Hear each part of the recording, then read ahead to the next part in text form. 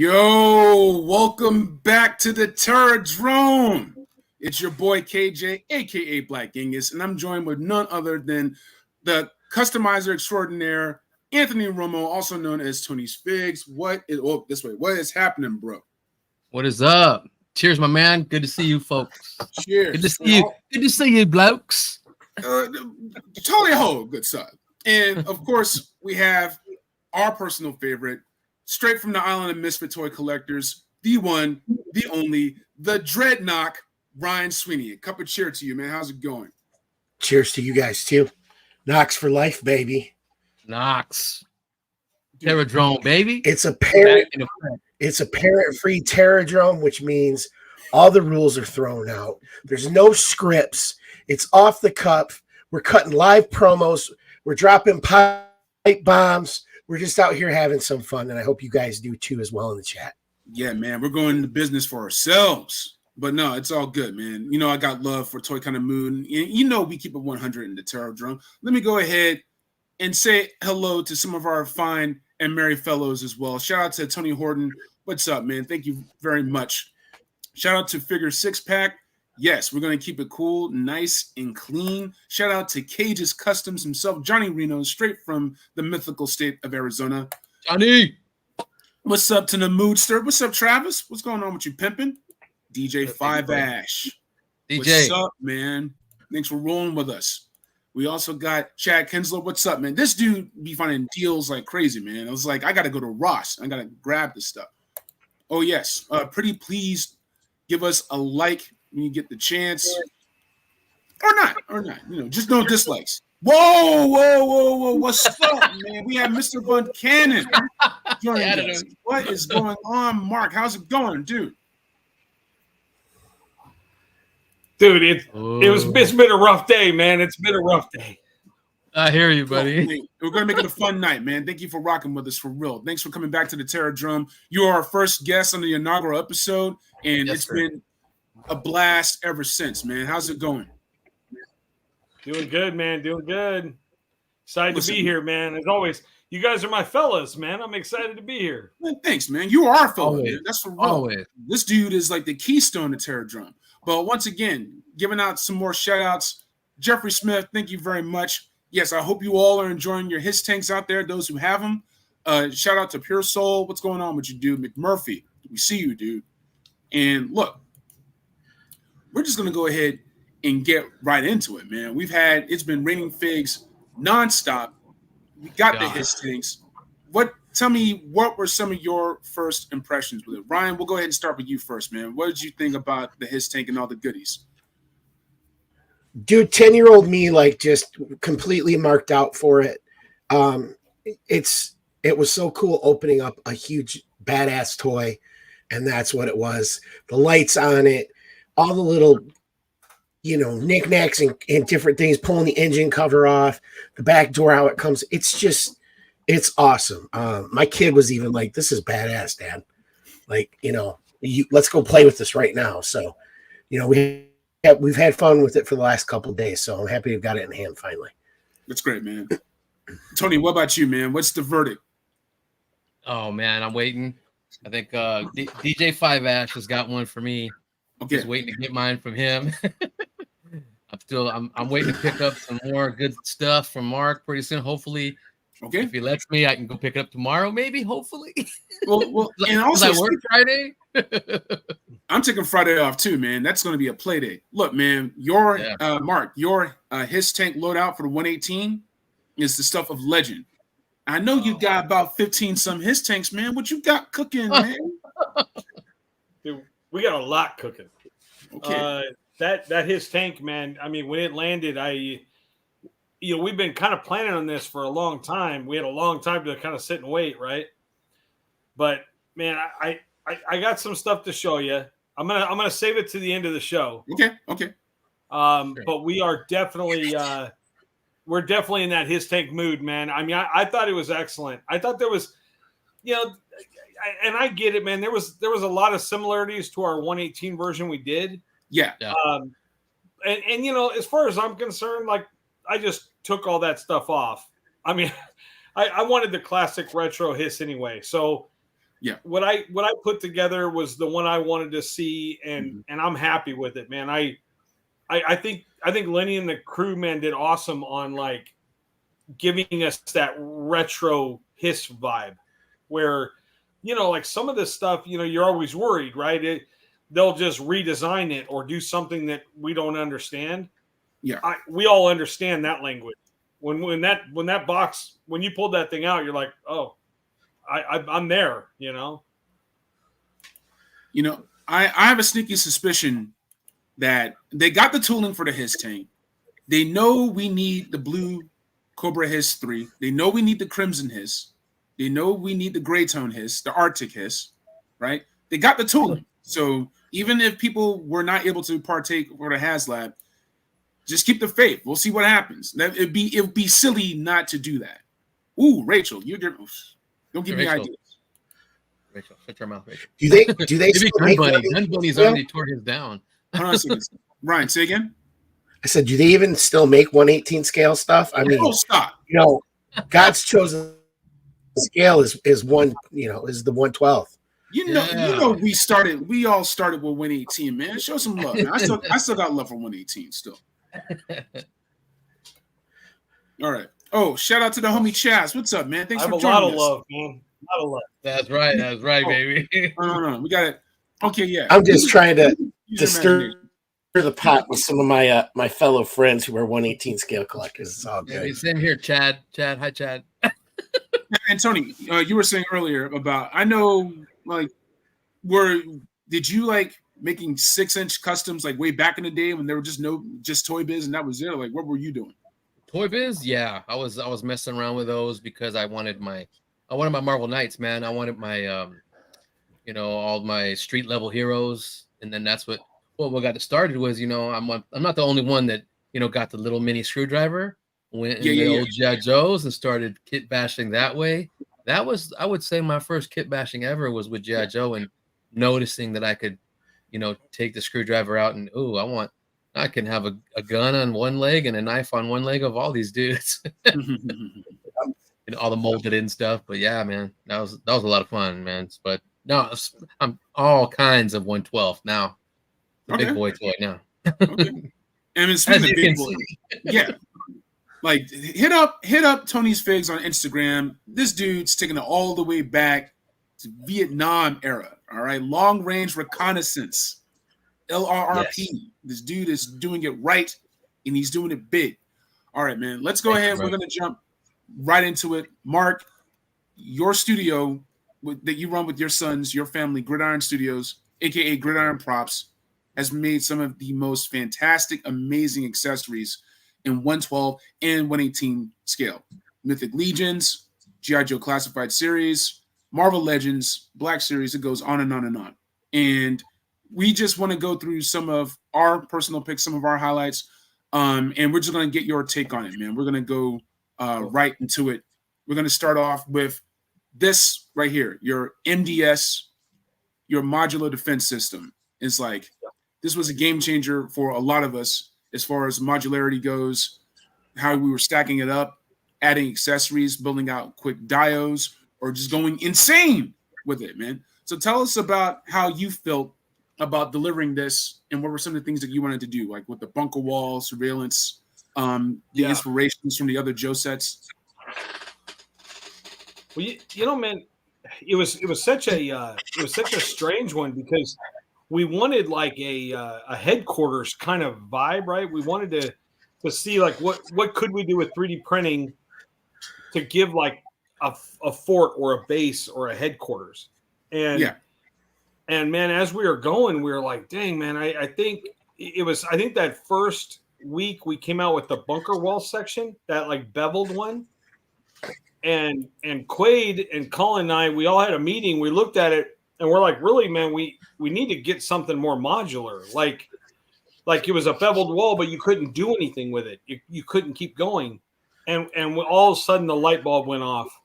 We need like a solid 4x4 inch like piece that you could just keep building on forever.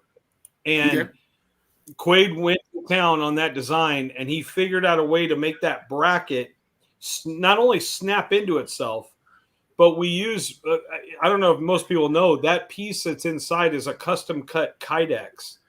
So very durable plastic, right? Oh yeah. So That's it's material. basically a Kydex wall. Yeah. So we got to the point, man, where we were like, dude, we can go up with this, we can go out, and yeah, that's it. So there's no breaking that. I mean, it's a thermoplastic, so it takes so much heat anyway to get it to even flex is a pretty high heat. So it's a great base to a 3D printed detail, Oh my goodness, yeah. I've got some Kydex. I mean, look at that floor. Yeah, you can see how that floor is suspended without anything underneath it, just due to the strength of the Kydex. Yeah. It's almost like combat Legos, right? And it's exactly, man. Yeah. Well, and Quaid had this thought of doing this acrylic rod and having everything hinge off this acrylic rod like a hinge. And man, when we did that first test, we all looked at each other like, that worked. So it snapped together. You could pull it apart. We were all we were pretty happy with ourselves for about a half an hour. Yeah. No, you should be, man, because this stuff it's phenomenal. You got working. Tell us more about these working spotlights, man. What's up with that? You're just showing off now. Dude, I'm telling you, man, my well, you can see behind me, man, my heart is in that Retro Joe, right? I live that stuff, man. That memory, what all that meant to us. So, man, when I was looking at doing once I saw that we could go up, my first thought was Checkpoint Alpha, right? Okay. So of course we made Checkpoint Bravo, right? So this is basically our incarnation of a checkpoint that's modular. I mean, if you put two of these together and you can actually put a gate wall in between, it starts to look like a prison gate. It's awesome. And that the spotlight we had to make that operational, man. It was, if we're going to put it there, let's put a light in it. Woo! It's nice, man. And the love shines through. No pun intended. Totally. Yeah. But it was a 3D printed, we wanted those little louvers, kind of like the retro spotlights had, back in the day. So we wanted that little louvered feel. So that was a 3D printed lens inside that housing with the light fixture inside. So we just kind of went all the way around it and then gave it articulation. That's great. No, that's great. And I want to also talk about, speaking of the modularity, like the way that you have to interplay with the weapon systems. So plugging these in and whatnot, and reusing that. So really, there's no instruction manual to this stuff. Not really. Like you're really letting people go nuts on it on their own. Totally. I think people are always kind of like they'll ask me from time to time, "Hey, do you have any instructions?" And I'm like, the set comes with like 8 little pegs. And you have a bunch of holes. Just stick the pegs in it and start building the thing. It's about that easy. Yeah. Okay. Well, look, man. Yeah, that only took me about 2 weeks to figure out what those damn pegs were for. I got the impact. So I'm sorry. I'm slacking. I could have told you. Well, it was funny because Romo just did a review, on that set on his Play Day nice. Show. Yep. And it was funny because he had that same thing where he showed his hand with like the pegs in his hand. And he's like, I didn't know what to do with these. And then it happened. Like the light bulb went off. And so there's something kind of fun to the mystery, I guess. Exactly. Well, look, I think as far as that MDS system goes, it's the king of diorama displays. And yeah, man, it's like I'm waiting to clear out some space for my own. Shout out to Toyomic Displays, who did a massive MDS display. Yeah. He did an excellent. He did it for a show, I thought, right? I think so. Toyomic. What show was that you did that for, dude? He did his display was huge, man. It was like 4 feet by 4 feet or something. Yeah. It was really big deal. I should have pulled pictures of that. That's on me. But it was awesome. Yeah. But once again, I just want to say, every king needs their throne. So we got to talk about these Gridiron thrones, dude. Like, they're super sick. Like, tell us what was in your mind when you and Colin and Quaid put this together.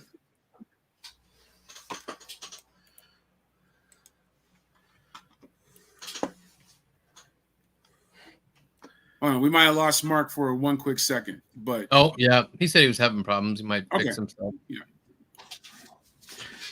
All right. So while we're that throne, go ahead. That throne, I think it shows the ability that 3D printing allows for designers and for these creators like Mark and his family, where they can create those different one-off items that just blow you away with what they can do with them. So it's home run. Yeah, it's it really opens up the world of play to the point where it's like, if I have like Hasbro stuff on the side, I just sort of set that to the side for buddies of mine if they need extras. I already know where I'm going to get my accessories for the figures for. It's not, I don't even worry about like, oh man, I don't like this figure that's rifles. Well, no, don't worry about it. Just go here. Here's the link. Check this out. You'll love it, right? But yeah, these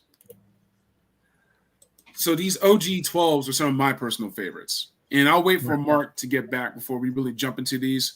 But real quick, I just want to say, like, when I saw those, I knew I had to get one for my John Wick custom. Oh shit! To do the Dragon's Breath.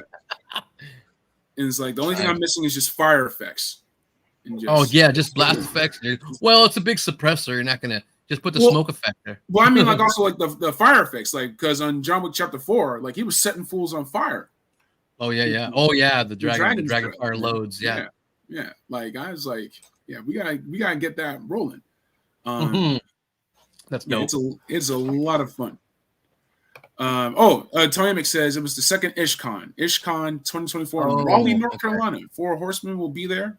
The Joe guy there, but up with the mythic dudes. Okay. Nice. Next time I'm in North Carolina, I'll go ahead and holler at you, Toyamic. That's for real. There you go. Oh, that's where it is. Okay. Yeah. Nice. And once you check out his Instagram, then I want to check that out. Yeah, so I need to look at that too. Toyamic's Instagram. Okay, yeah. If you guys can pull that up in the I can post it, or I can also do a share screen to show that off real quick. But I'm gonna just go ahead and go back to these. These are some of my favorites. They're super duper fierce, and if you can get your hands on these OG 12 shotties, man, do it. It's worth it, and you're gonna enjoy these a lot. But I also, really quick, while we're waiting on Mark to come back, I also want to talk about these drones. Now, I need to put some more pennies in my. Oh, thank you very much. So that's over at Toyomic Displays. I got to save my pennies so I can go ahead and go over to Gridiron and get some more of these drones. They're pretty great. Oh man, I know which one I need. The snow one. Oh, check this I'm out. dropping everything. Dude, so Dreadnok, he's got Impact 44. That's the original the olive drab green, right? And okay, so we have a Joe green and we have an olive drab green. Nice. There we go. And this also, when I ordered it when it first came out, so that's where I got the crate. Okay. It does fit in there. So you can have it like it's dropped, and then the Joes can take it out. But I mean, this thing is loaded, and of course, this is a combiner, so you can take this apart, use the this drone, and create like the snowmobile. I wanted the green and the OG green more so than the white, but I think Mark said he'll have those back up probably after the first of the year. Then I'll probably pick one up for a snow job where I'll get both of those. Yeah. And also, he had not just the army greens as well, but also the Arctic ones. So that's the one where we saw. This is sort of like the black and red for Cobra scrap iron, causing trouble and whatnot. Mm-hmm. So you can take these, combine colors. But yeah, that snowmobiles with the Arctic ones. So we see with Snow Job. Also, we see the Arctic Heavy. So you have the Joe Green and the olive drab green of these, and you get the Arctic ones, and you can make that snowmobile. And yeah, it's pretty sick. I'm like torn if I want to do it the Arctic style, or if I want to like mix and match with that black and red. And we also have some other Arctic stuff as well. The ghillie suit. There's like Gridiron's ghillie suits, my personal favorites. And then we also have this Arctic 50 caliber sniper. If Snow Job chilling out in the snow, he's gonna make some bodies turn cold. Let's put it that way. Oh yeah. Now you want to make yourself some frostbite, right? You got yourself a 3D printed snowcat. Go for it, man. You're gonna need this, right? I need this. I need to hurry up and buy me another freaking Snow Job first. Snow Job. I'm waiting on that Power Pulse sale. Wait for that sale, bro. Yep. I'm waiting for that to get that. And the Arctic sniper rifle's great. The Chris Vector's dope. Man. All you gotta do is throw that paint. I even have like my Scout Trooper even has like Arctic binoculars from Gridiron. Nice. Right? Yep. Mm-hmm. So that's the way I do it. It's like you can really pimp out all sorts of different corners of your collection. The different headgears, the boonie hats. I had the black boonie hat to put on my my Colonel Gridiron custom bash I have around here somewhere. I'm a fan of this one right here, his Monday mashup, the Berg, his Iceberg custom. I think Johnny, did you put this one together, bro? I'm not sure, but I need that OD green boonie hat for Dickie Saperstein. Yeah.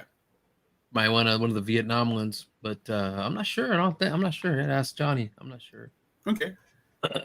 Well, Johnny is asking for the Berg. This one, did you help him with that or give him the idea? Yeah. Did you do the kit bash for this Iceberg here?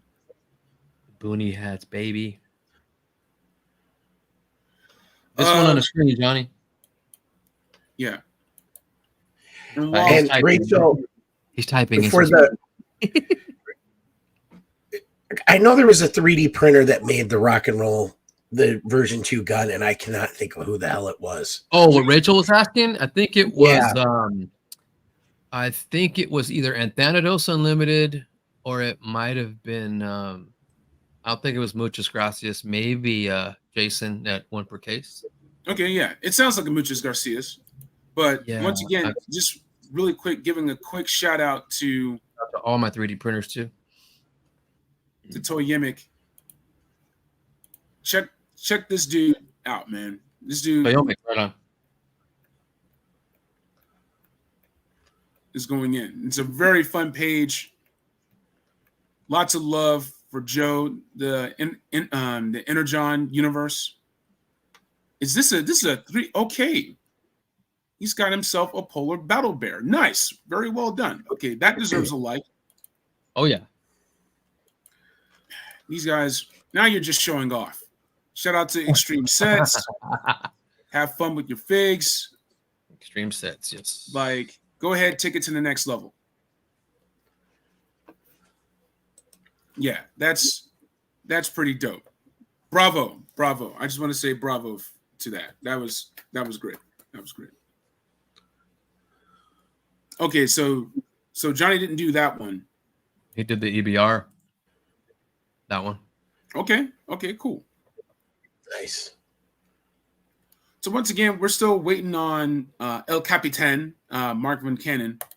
But when you get the chance, just keep checking out Gridiron Studios. Oh, the Alien set is rocks, dude. Alien That's sets, crazy. the Halloween sets. Mm-hmm. All this stuff is great. Like Mark always likes adding blood to his stuff, man. Y'all notice that? Especially the Halloween stuff. You got to do that. Yeah. And I'm glad he came out with that one solo in black. Yeah. I love the one that came out green with the Firefly loadout. I've got him in that right now. Yeah. Yeah. It's awesome, dude. But just look at like all the different Oh, modularity, like swapping out the stocks, swapping out the goodness. mags. Like you can just you're only held back by your own imagination with this stuff. If that oh my goodness. If that ain't a new level of gun porn, I don't know what is. And you know, with these resin printers and with what Quaid can do, you get so much more detail in with these 3D printed items and what you can get with the, you know, injection mold. I mean, you've got a gun cleaning kit. That's just crazy. Yeah. And also, I love the posing that Mark and the crew do. Like, why does Beachhead and Gung Ho have to sell my dude out like that? They were green shirts too, man, once upon a time ago. All right? Like, come on. I'm just trying to help you guys out. But I don't know how Homeboy made it to a green shirt with not being able to break down a weapon. So exactly. Just clown and grunt, man. That's wrong. That is wrong, Mark, for that. Now, I love the desert stuff. I have a desert sniper around here. Let's see if I can grab this for you real quick. There it is. There it is. So, like this. I think I gave it to my dude, Desert Commando Snake Eyes. Just look at the detail. That's all. Yeah. Look at the detail. All right. And I have the Desert Operator around here somewhere. I was trying to find it in time for the show. I couldn't find it. And just a heap of other stuff. But yeah, if you have Dusty, if you have Tiger Force Flint, if you have Desert Commando Snake Eyes, or if you just want to try your own different combinations of sand shirts, Desert Commandos, a Desert Squad, like, dude has got you covered. Yeah, man. That Desert Shockwave, I got to get that. I have the Desert Oakleys. Yeah, exactly. So I gave the Army Green Shockwave to Hawk. Yeah. Right. Like. Oh yeah. Very nice. Like the rounds come out. Hold on a second. You got to be very careful with this. You start making moving parts like that, yeah. Look at the detail. Look at that. Like, who else is doing that? Not many. Not many people are doing it like that. Fits in nice. It's great. Like, I know Hawk came with a shotgun, but he's like, no, he needs a real shotgun. He needs something like this. Mm-hmm. Yeah. So once again, kudos to Mark. Like, you want to take it up to the next level. This is what the next level looks like. Close encounters. I highly recommend it. Man, what and I have to commend you guys for putting my collection to shame. What were some of your favorite Gridiron picks in 2023? What did I do? I gotta see. Because I know you're always tinkering, Tony. And yeah, I always the drones. Oh, whoa! The ghillie suit. There you go, man. What was that? What's a good movie that has like a ghillie suit scene like that? What was that? Platoon? Shooter. Okay. Yeah. Sniper. I kit bashed a better Recondo for myself, so I took some. I think they're Tiger Force Dusty Lags, but I've got the M14 with it. Nice. I mean, this is my jungle trooper. Awesome. But if I'm being honest, my favorite kit bash so far is oh, that's nasty. Take this figure and try to make them look good. So, and then of course, you know, we had some issues with some glasses that came with one of my Dreadnoks, but you know, Mark didn't leave me hanging. Okay, yeah. And of course, I have to have a bloody chainsaw for my boy. Man. Buzzer's he's been going to work, dude. He's been going Jason Voorhees style on someone. Jesus, Mark. Yeah, bloody hell. That looks good. Yeah. Johnny's got a point. Shout out to that ripcord loadout, man. It's super sick. Ripcord or Ripper? Oh no, the Ripcord. Yeah. I would just as soon as I saw that, ask Mark. As soon as I saw that, I called him. I don't care if he's busy. I don't care what. I'm like, dude, no. Just like he did with my with the Recondo loadout. I'm like, yes, sir. Now we're gonna jump to all that, but look, what did I miss? We've been talking about you, bro. All right, so hey, I'm sorry, but these guys, Mark, we're talking about you behind your back. I tried to stop them. Mad shit. No, the best shit. Only good shit, bro. Listen, dude, we're literally on a construction zone, basically. It's right. Oh, I know. I mean, literally, there was a tractor that just rolled over the cable. So, woo! Yeah. Oh my god! But they got it patched up real quick, so we're all good to go. All right, man. So we're gonna just go stream of consciousness because I really want to focus on your Gridmas promotion that you got going on right now. So as it goes up, just holler at us about some of the designs and whatnot. We're gonna go through your guns, your drones, the Arctic, Desert Week, Halloween, all that stuff. So hit us. What were you thinking? So this was Gun Throne, right? So yeah, man. I there was a talk. I was talking with one of the guys. If you guys are familiar with Toy Surgeon on IG. Yeah. Andre's a great guy, man. He's really passionate about this stuff, and he was kind of showing me a thought he was having, and we were kind of bouncing some stuff back and forth. So we kind of did this collaborative idea of trying to come up with he was going to take a bunch of guns, glue them together, and make a model. And so I said, let me take a shot at this, and this is what came out. So okay, man. Well, no, it looks amazing, and we see you have the 118 even showing them some love. I know connections is exactly, man. We knew at some point we wanted to convert that down because it looks so good. It's as we convert down to some of those smaller models, the detail gets so crisp. Mm-hmm. And this is this is absolutely exactly what we're talking about. I mean, the detail on this thing is nuts. It's phenomenal, man. Yeah. And also. Mark, go ahead. What, like, are you guys in like 4K, 6K, 8K on your printers? Like, I figure you guys are the higher industrial type resolution on those printers. Very high. We're the highest res you can get in the printers, and we continually will. As soon as the next one comes out, we just we start recycling all the machines. So. The machines are all. I mean, we started just give you an idea. 3 years ago, we started with the 4K, and I mean, it's nuts where we're at now. So, and just so folks understand, like, it seems like every 6 months, these 3D printing companies are coming out with these higher resolution printers, which just allows you to get more and more detail. So, like, when you see the little Gridiron logo, that's because somebody sculpted that in whatever 3D sculpting software you guys are using. That's right. And how they prints in layers, and it's just amazing what you can do with it. And you got to cure it and do some other stuff with the resin, of course. But it's changed the game for everything. I think so. It's funny.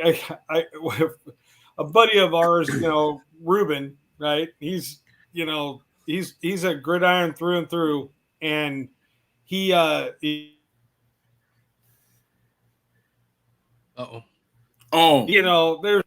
there's this other company, let's say. Okay. Right? There's this other company that tries to be, let's say, as G.I. Joe-esque as they can. One art. Let's say they try. And he has just a gigantic mouth, man. Okay. And so it doesn't seem to me that he can do a single show, an interview, a podcast, or any kind of thing without mentioning us. And I think the problem is I think he understands the issue. The issue is he has to go to China. Yeah. Yep. He's dropping science. Dropping knowledge, though. And yeah, I'm with Ray Pass here. It's like I'm with Ray too. I don't, and like I honestly don't even know who Mark is talking about right now. I can't nothing comes to mind, basically. Really quick, while we're trying to get Mark back, because he's on construction with his new Gridiron headquarters, I want to show some love to Matt O'Brien. Thank you so much for the super chat. Happy Wednesday night, gents. Can't stay for long as I have some plans tonight, but wanted to show some love. Mark from H.I.S. and his entire family are so friendly. I live in Arizona. I've been able to stop in often. He is great. Matt, thank you so much. And we really appreciate it, bro. Exactly. Thanks a lot, Matt. Got to meet up. And that's you know, just to, go ahead. Just to get back to what Mark and his sons do. If you saw some of the designs that Quaid does, it's crazy the detail that he can get in one of those sculpting programs. That's what allows them to kind of create all this wackiness, and then get them to print out and then glue them together as they need to, or just get them out so fast. And as the technology continues to advance, I mean, eventually you're going to be able to print, like action figures. Like you won't buy action figures from Hasbro Pulse anymore. You'll buy a file and then you'll just print out your own action figures, and you'll be able to do the face printing, the inkjet printing. They're working on those as well too. So, I mean, the future is crazy of what to expect. And Mark and his family, they're right on that cusp with that technology of being able to create a lot of different stuff for it. Yeah. And do it quickly. Yeah. You're not waiting 18 months for the next wave of figures. Yeah. And that's not. He's knocking them out. He's knocking them out. Yeah. Big time. Those machines are working. Well, yeah. Yeah. And, when you have to create tooling, you're cutting metal. So they have to basically cut the metal, create molds, review the molds, make adjustments. So, I mean, that's why it takes, so long. Like Lenny said, I mean, he's working on 2025 right now. Yeah. So all the stuff that we're seeing that they're coming out with, this was done in 2022. Exactly. So, I mean, all of this stuff has been planned way in advance. And just to think what we'll have coming out in a couple of years is absolutely crazy. Exactly, they're knocking it out of the park, and he's a straight up mom and pop. It's him, it's Sandy, his wife, it's two sons, Colin, Quaid, and some employees there, and it's a small little studio he's got right now. But that's about to change really fast. Yes, that's what he's dealing with right now, since they're all over the place. So he'll be in and out dealing with that poor guy. Yeah, it says a lot that someone as busy as Mark in the Vuncannons, that Mark is still willing to take time out of his extremely cartoonishly busy schedule and still hang out with us. So I appreciate the dude. That's really magnanimous of him to do that, basically. Yeah, and Ray, yeah, I'm with you, but all three of us are with you. He's killing our wallets too. It's so good to get his stuff, and that's what what the stuff costs. And man, like all three of us here say, it's another line. Some guys don't agree with us, but I don't collect that many lines of action figures or toys. But I mean, the ones I do, Gridiron to me is the best looking. Yeah. So I'm going to do it. And that's just I just view it as another line, not just an accessory line. It's another line of things to go with my stuff. And I like the way they look the best, man. So yeah, my wallet's going to take a beating, and Mark knows it. Yeah, they will be at Joe Fest. Yes, Rachel, they are going. I'm trying to go with Travis too. So yeah, same here. I'm saving up my pennies. Yes, do it, and we'll see you guys over there. Hope all you guys can make it. Now, and I know we're all about Gridiron and it's Gridmas, but I want to call out to some other the third party creators, Jay's Armory. Muchos Gracias Design. Joaquin. I'm going to Anthos, his ultimate, the Pew Pew one that, KJ just introduced me to, that I'm like, oh, there's going to be some more money spent. Oh, man. Arsenal of Pew Pews, Gabe over but, here. The Nerd Arsenal picks this design. If you go on Etsy, you can find a lot of these stores, and they've just got amazing stuff that you can pick up and customize your figures. We talked about kit bashing our 3 3/4 stuff earlier. That's what we're doing now. Wow. Uh-oh. Okay. Mark's going to get into his real life hiss. Mark's going to make some head rolls in Mesa. Okay. Let's just talk about this for a second. Okay, so we're going to be this live to show you exactly what's going on. Uh-oh. This is like world premiere stuff, right? Yo! So do you guys Full see screen, what that baby. is? That's Full a tractor, screen, baby. right? We all know what that is. That's a tractor. Yeah. Okay, that tractor's digging a bunch of holes out here. Flush it out here for him. Awesome. Whoa, hold on a second. We're gonna get Mark back. That was a secret glimpse. That's some Bond headquarters type shit right there. That's pretty dope. It's gonna be crazy. And once again, Matt, thank you for showing us some love, man. I'm out, gents. Tell Mark that Matt showed some love and that I still need him to make me 2-inch Cobra Blue tarps for my howitzers. The homie Matt O'Brien is showing us some love, dude. All right, man. So this night's quickly going to turn into a tour. Okay. Okay. We're going to show you exactly what's going on here. I needed some lights over there. Yeah. Aziz, light.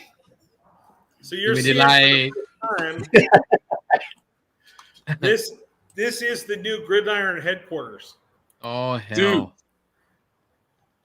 Dude. McMurphy. Some Blair Witch with Mark.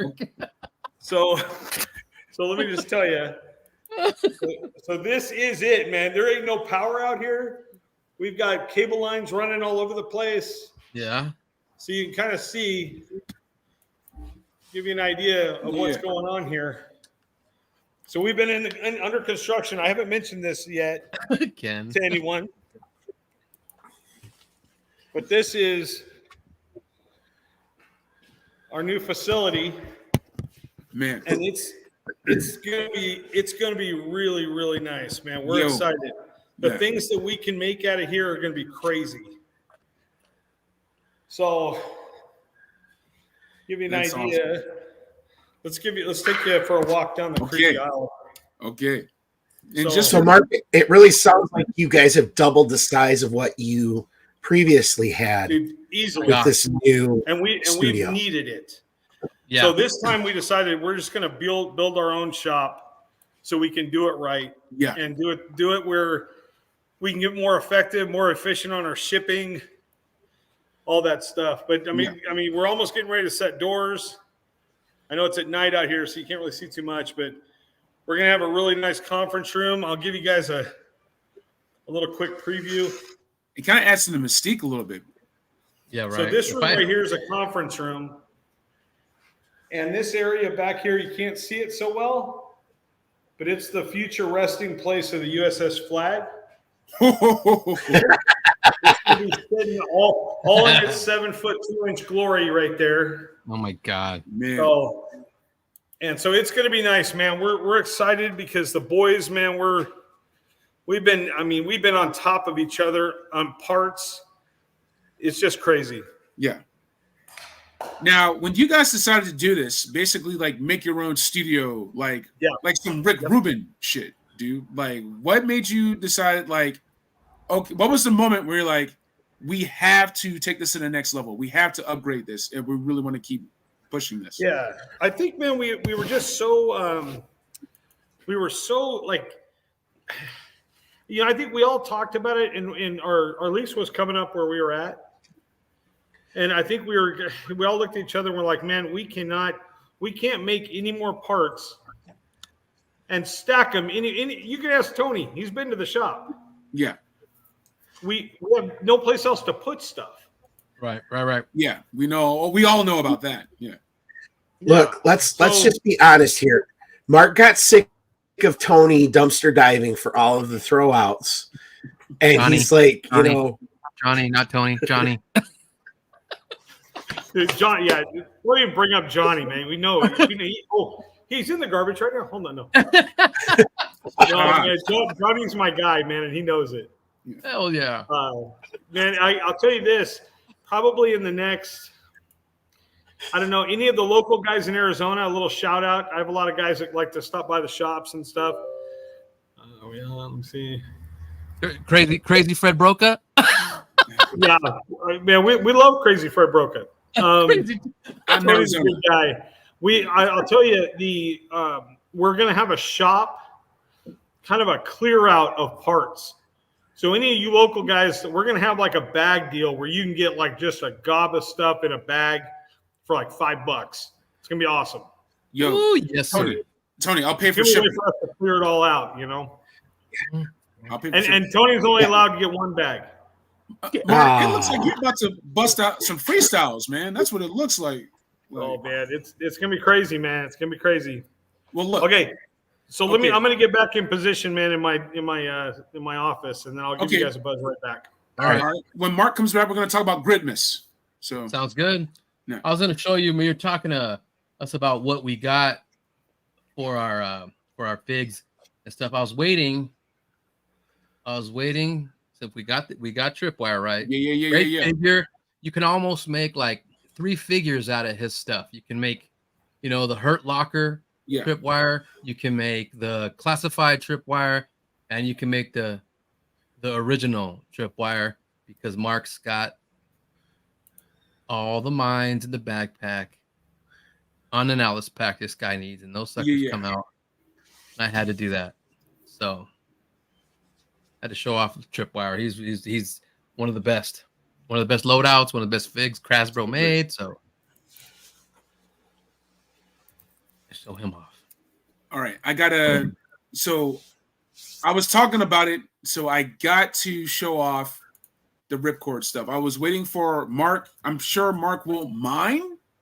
Oh, you can go back to it when he gets on because he's going to talk about it. So I can save it. I'll save it then. Okay. No, let's talk about it. I just bought it.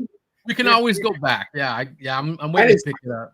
Okay. I just spent all my Christmas money at Gridiron. So, and then he just told me Tony only gets one bag. I'm angry now. Can you see this?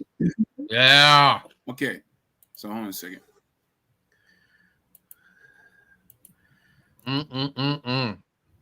Yeah.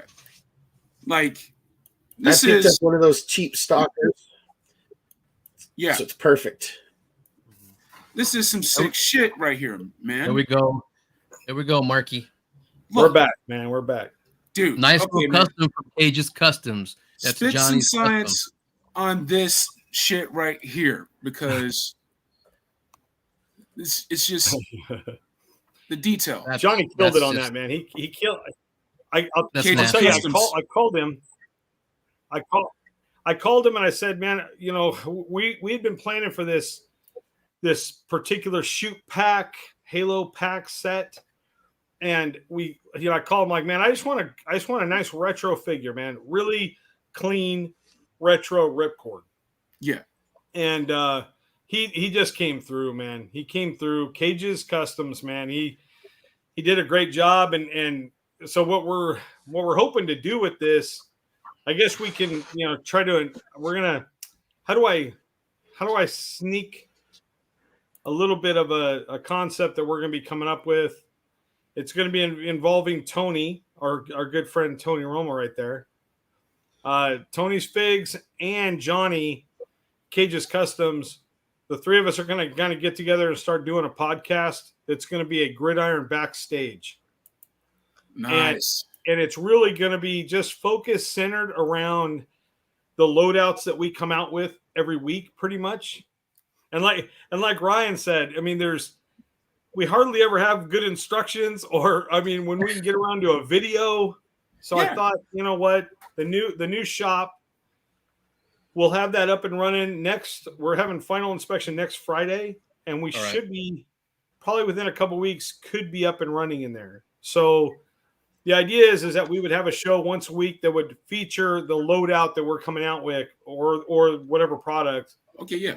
And featuring, these customizers that are local and helping me, kind of collaborate on putting the figure out. And then we're planning some fun things with it, maybe giveaways and stuff. So it'll be a kind of a sidebar kind of podcast, but a way for us to explain how the product maybe is used or put together, that kind of thing.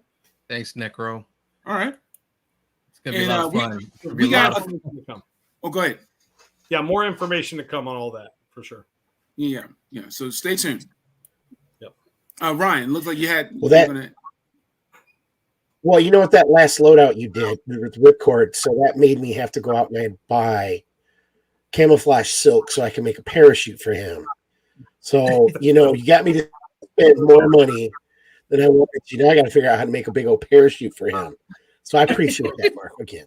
No problem. I was hoping you would. I can't wait to see pictures of, that ripcord with a bunch of stuff hanging out behind him on the ground and him stuck in some wires, Yeah. Hey, Ken Poe just showed us some love, man. Thanks. Thank you very much, dude. Hey, thanks, Ken. Toy Connections. Check my dude out at Toy Connections on YouTube. Dude's killing it right now. Great videos. Go back, check out the deep catalog, have a great time. And don't even talk about, man, those Delta figures are freaking Delta 17, nice. Delta 17. Very excited about that stuff. Oh, come on, man. It's like, I got love for Lawrence, man, but we always toy kind of move over up in here. There's bro. your guy. In the house. Soon on Lawrence's Thursday with a Friend, Mark from Gridiron. Hey, Mark, I got some questions from the chat, man. Ray Pass wants to know any chance of seeing a loadout for the coil cycle all the way back from Cobra Island 2020. Dude, that we haven't talked about that, but that's actually a great thought, man. I like that. Yeah, I was just messing with that thing. Yeah, getting all the bike stuff for the Dreadnoks. Figure 6-pack wants to know about Tiger Force loadouts, red and orange versions. I know you had some Python Patrol stuff way back in the day. Yes, and we still, our catalog will have a few of those items still around, but we would love to do, if guys were interested and they want to show some more interest that way for us, I'd have no problem doing some color variations like that, because I think they're cool. They're a good thing. I just want to say, like, the way that you do your color matching, like with the Cobra Blues or the Viper Grays, really. Like, I didn't get a chance to, like, really hook this up the way I wanted to, but, like, the Crimson Alley Viper in your colorways with the red guns, the blues, the desert colors, olive drab, differentiating between olive drab and green and stuff like that. It's like, it makes a difference, and we really appreciate it.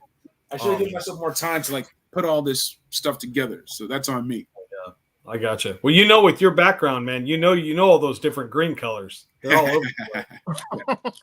And people they notice. So they appreciate the little things. We really, the customizers, all the fans, we really appreciate it. I love that, man.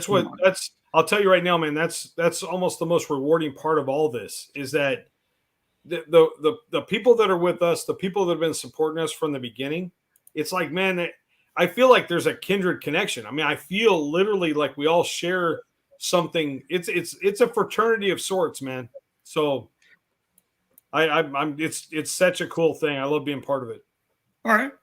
I think Matt O'Brien, before he leaves, you're welcome to stick around, man. I think he has a question for you as well. We'll wait for him to put it up in the chat. Matt's a good guy, yeah. Shout out to Cornelius McGillicuddy for the super chat. Thank you very much. Wanted to remind Mark that we need left-handed holsters, ladies for both hands, and the slingshot and retro Scarlet loadout. That retro Scarlet super duper sick. That's really good. McGillicuddy nailed it. That was he sent me a message on that not too long ago, and it was awesome. I totally took note of all that, man. I think it's a cool idea, and we'll definitely try to put that into play, especially with the retro Scarlet coming. It'd be cool to see some of that stuff for sure. All right, Matt. Matt's got to drive off, but he just wanted to say, are you considering another Kickstarter? Gridiron needs to do a play set or display piece for a classified line. Cobra Bunker would sell for sure. We were just talking about how MDS was emulating a lot of stuff. We know you did the Bivouac. The Bravo, the Bivouac and the... Yeah, I think there's definitely a couple of projects we'd like to do that with. And we had such a great response last time with the Howitzer. Yeah. I feel like we're that much further along now. Like, our modeling, everything has been stepping up. So I think putting together a really cool project like that might be a good way for us. I know a lot of people try to knock the Kickstarter system, or that you're not an official company if you do a Kickstarter. And I think there's a lot to say about actually letting the market tell you what's a good thing and what's not. So I think that it's definitely open for us for sure.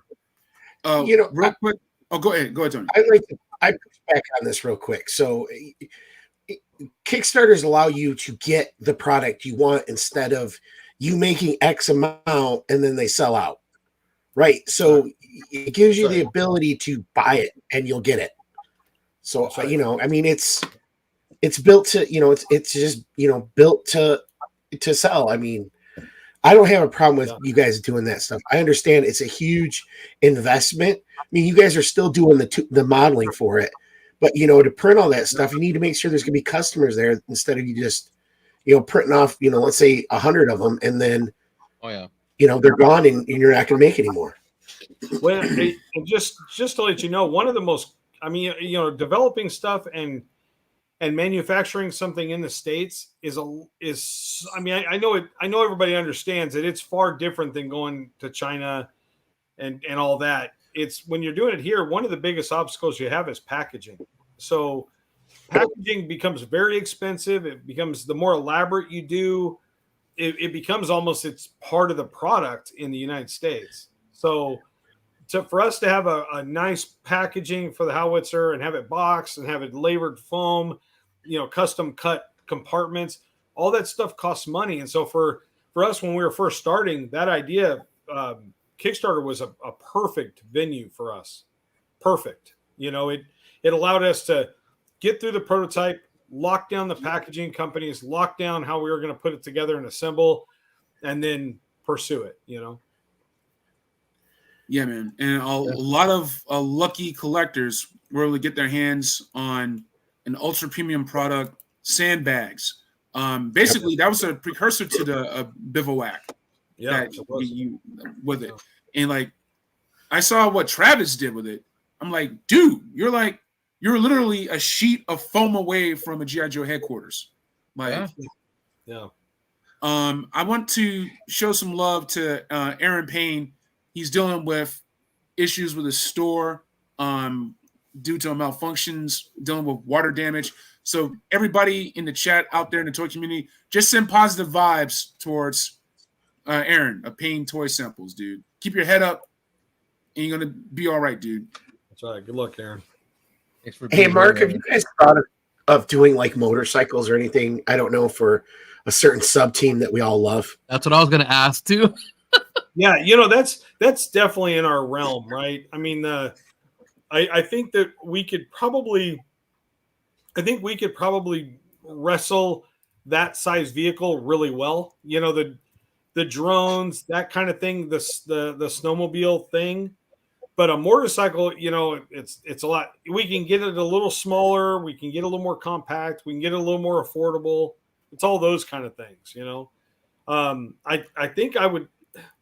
Quaid and I, in some of our kind of discussions, when him and I usually work on the new products, and then Colin kind of comes back in on the backside of it. We, I think we've narrowed down a good way to do a motorcycle, 3D printed wise. But it's like all that stuff, all that hoopla with the vehicles that are going on right now, right? Yeah, right. It was just obvious to us really fast, man. I'm not new to this game. So when I see, okay, all the companies out there are going to make vehicles, we're not a competitor of that. Right. It makes sense. We threw out some photos that kind of got everybody kind of feeling good about stuff, kind of got everybody energized. But I think when we look at it, it makes a lot more sense for us to stick in our wheelhouse, and do what we do.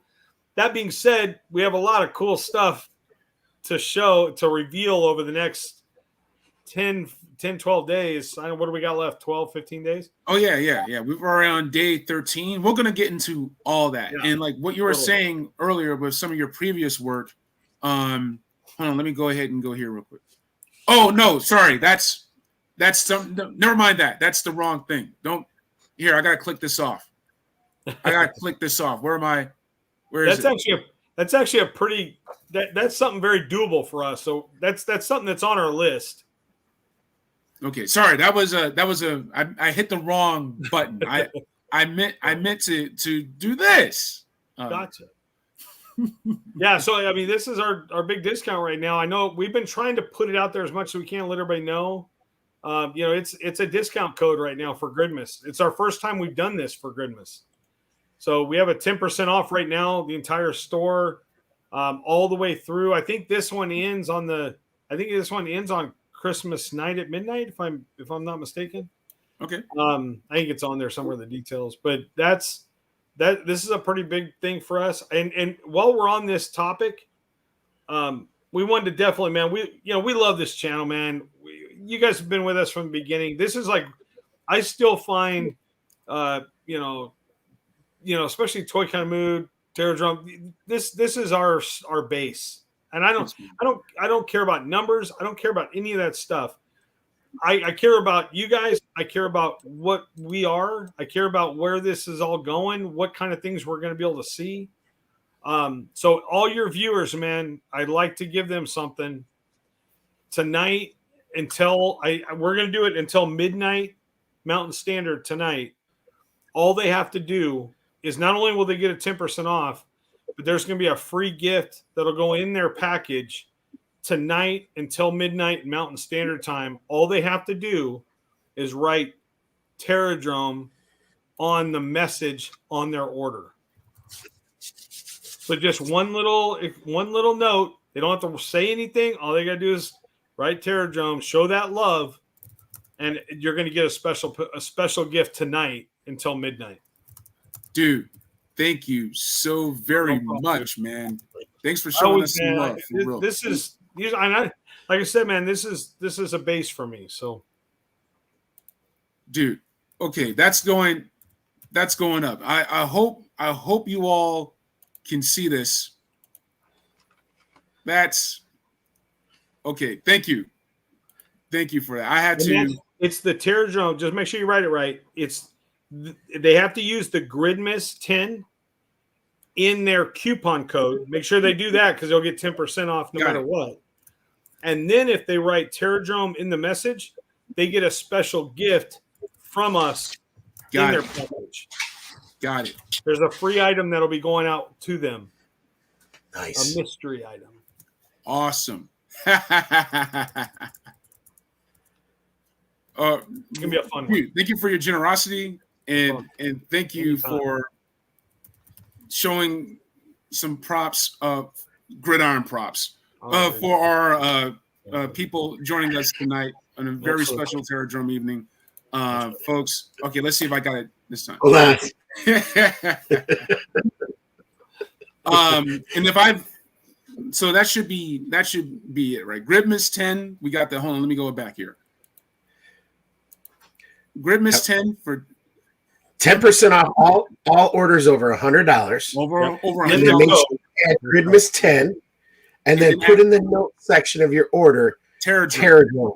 Yep, For a special gift. Mystery That's gift. exactly right. Yes. Awesome. We're gonna just let that roll on, man, and let's go ahead and jump into day one. On the first day of Grid, Miss Vuncannon's gave to me this sick ass Ripper set, man. Go ahead and spit some signs about this one right here. Okay, man. So, this figure is probably, I don't know what you guys think. This is probably in my mind, this is probably one of the better figures we've seen come out of Hasbro. I mean, I really like what they did with the figure. I like that they were actually thinking through a lot of the details. It felt like we weren't just getting a total rehash, right? It felt like they were trying to recreate what we all love in Ripper. But there was clearly some stuff missing. I mean, there was clearly a backpack that was missing, and we all know it. I don't care what anybody says. Everybody can say, I don't remember anything. When that figure came out and all those Dreadnoks came out, you and I, we all know that when we opened that package, that little generator, that roll bar around the generator, we were all trying to take that apart and make sure that we knew what was going on there. Torch had that kind of tank, and we had Buzzer with his gas can. These were vital accessories that were innovative. There was G.I. Joe designers that were thinking so much, really so far ahead of anybody else in the industry at that time. Yeah. So it seems like we're backwards right now, where they're cutting off the things that were so good, right? No, I mean, obviously, we're thankful. We're thankful that that's going on because we have a business based around this, right? Right. And it continues to happen almost every figure. So when we looked at Ripper, man, we knew the obvious. We got to make the generator backpack. And we started looking at that, and we wanted to make that generator pop out of the backpack so you could put it on the ground. Okay. Just kind of like a construction guy would have that thing. You know, he can haul it around in his pack, or he can pull it down and it's just a regular generator. Right. And as we looked at it, the housing, we were looking at the old retro art on Ripper, and then that spark, man, went off. I know we all had that where we all thought that he was kind of manhandling a jackhammer in the picture.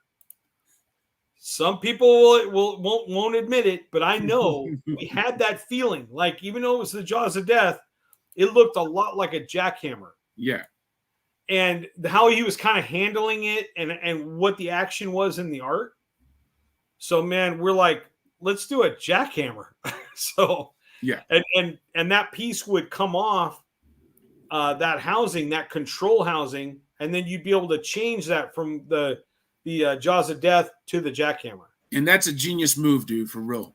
Oh, thank you, man. This when we saw this and we kind of were thinking that way, and you guys all know by now, this is kind of how we process everything, right? We like to look at the retro thing, and then we like to break that down, and then we like to find out what innovation can we bring to that. And this is kind of what happened. Yeah, and the chat's agreeing with you. We all thought it was a jackhammer, basically, on the card art. Yeah, it's like it looked like one. His action was there, and then you think about it. He's Ripper, right? So he's kind of he was the one of the three that was kind of the destroyer, right? Yeah. You had the one that was kind of cutting everything up. I mean, he had the blade on the chain, then he had the chainsaw. It was that kind of thought. And then you had Torch that was the fire, and then you had the destroyer that was going to rubbleize everything. Right. So it made sense. I mean, besides the fact that the Jaws of Death were meant to save people, that was another story. Where the jackhammer is a true destruction thing, right? So, no, of course you needed the machete, some ugly, brutal machete. So, once again, I just gotta solo this out. So you get the backpack frame, you get the generator, you get the Jaws of Life, and the jackhammer, and the Blade of the Apocalypse, basically. Well, that's a different thing, but yeah. But kind of, yeah, totally. And also some red futuristic tactical shades, man. That's right. We're fans of our shades, man. I don't know. Everybody has their different take on it, but I like how our shades sit on their head. It seems like that particular one that Quaid designed. Whoa. Yeah, I mean, I like it. I have some people saying, oh, they don't like how big the aviators are. Besides the technical aspect of a 3D printed part, I like the oversized aviators. I mean, and that's me. So if you don't like them, don't get them. But they're what I like, I like them. Yeah, you saw what I did with them, right? Totally, man. I love it. Love it. But I was going to save this for later, but it's like, when we add on one of your loadouts to a Hasbro figure, it makes it like a Mofex figure. It makes it like a Mezco figure. It takes it all the way up past import, if you ask me. Oh, that's awesome. Because when I'm using Mezco, I remember going online. I don't want to say what I was paying for a Mezco rifle or crazy figure goggles in holsters and canteens and whatnot, because that's what I wanted. Me and Tony connected like that. It was like, we gotta get our figures just right. And man, you're like Willy Wonka with this shit, man, for real. Like, thank you, man. Thank you. So in the interest of time, as much as I could go on and on about the Ripper loadout and everything else, let's keep it moving to day 2. Okay. And we're gonna talk about this sucker right here. Yeah. The Viper Gray AR. Now, the first thing I bought of yours was I bought some Viper Gray command loadout with the holster that you could stick on. That's right. I also got some stuff for Pimp Daddy Destro and my Kit Bash Punisher. I took Kill Crew and I took Head Sculpt from Walgreens Punisher. And I was like, adding your stuff like made it the perfect Punisher. So talk about what you were thinking with honoring those Viper Gray accessories from long ago. I'll tell you, this one was easy. Quaid will go into these waves, and he'll just start designing kind of like almost like you can't talk to him, you can't see him, no one making noise, and on the other end is going to be something amazing. And at other times, him and I have to kind of hash out almost every step. But when it came to the ARs, man, I literally sit back and I'm watching in awe, because he'll just keep amping up the detail. Because when he first said, "Hey, I'm thinking about doing some new ARs," I was like, "Don't we already have them? We're all good, right?" I mean, and he's like, "We're not good. Those are old models. We need," and so he kind of convinced me, and then he showed me. I think you guys saw the AR, like we had the full loadout, like it's like a 6-pack with the interchangeable stock and all that. That was all his baby. He was like, if we're going to do an AR set, like a bundle, like we did in the very beginning, it needs to be that much more advanced, that much more interactive, interchangeable. And this was one of those rifles, and that I kind of wanted to pick out of the bunch and give an upgraded version in a Viper Gray. I feel like my Vipers need that kind of higher tech look, and this just kind of gave it to me. I think if there was anything, I kind of traded out the vertical grip on a Viper gun, the Viper assault rifle, for the full grenade launcher. So it was a little trade off.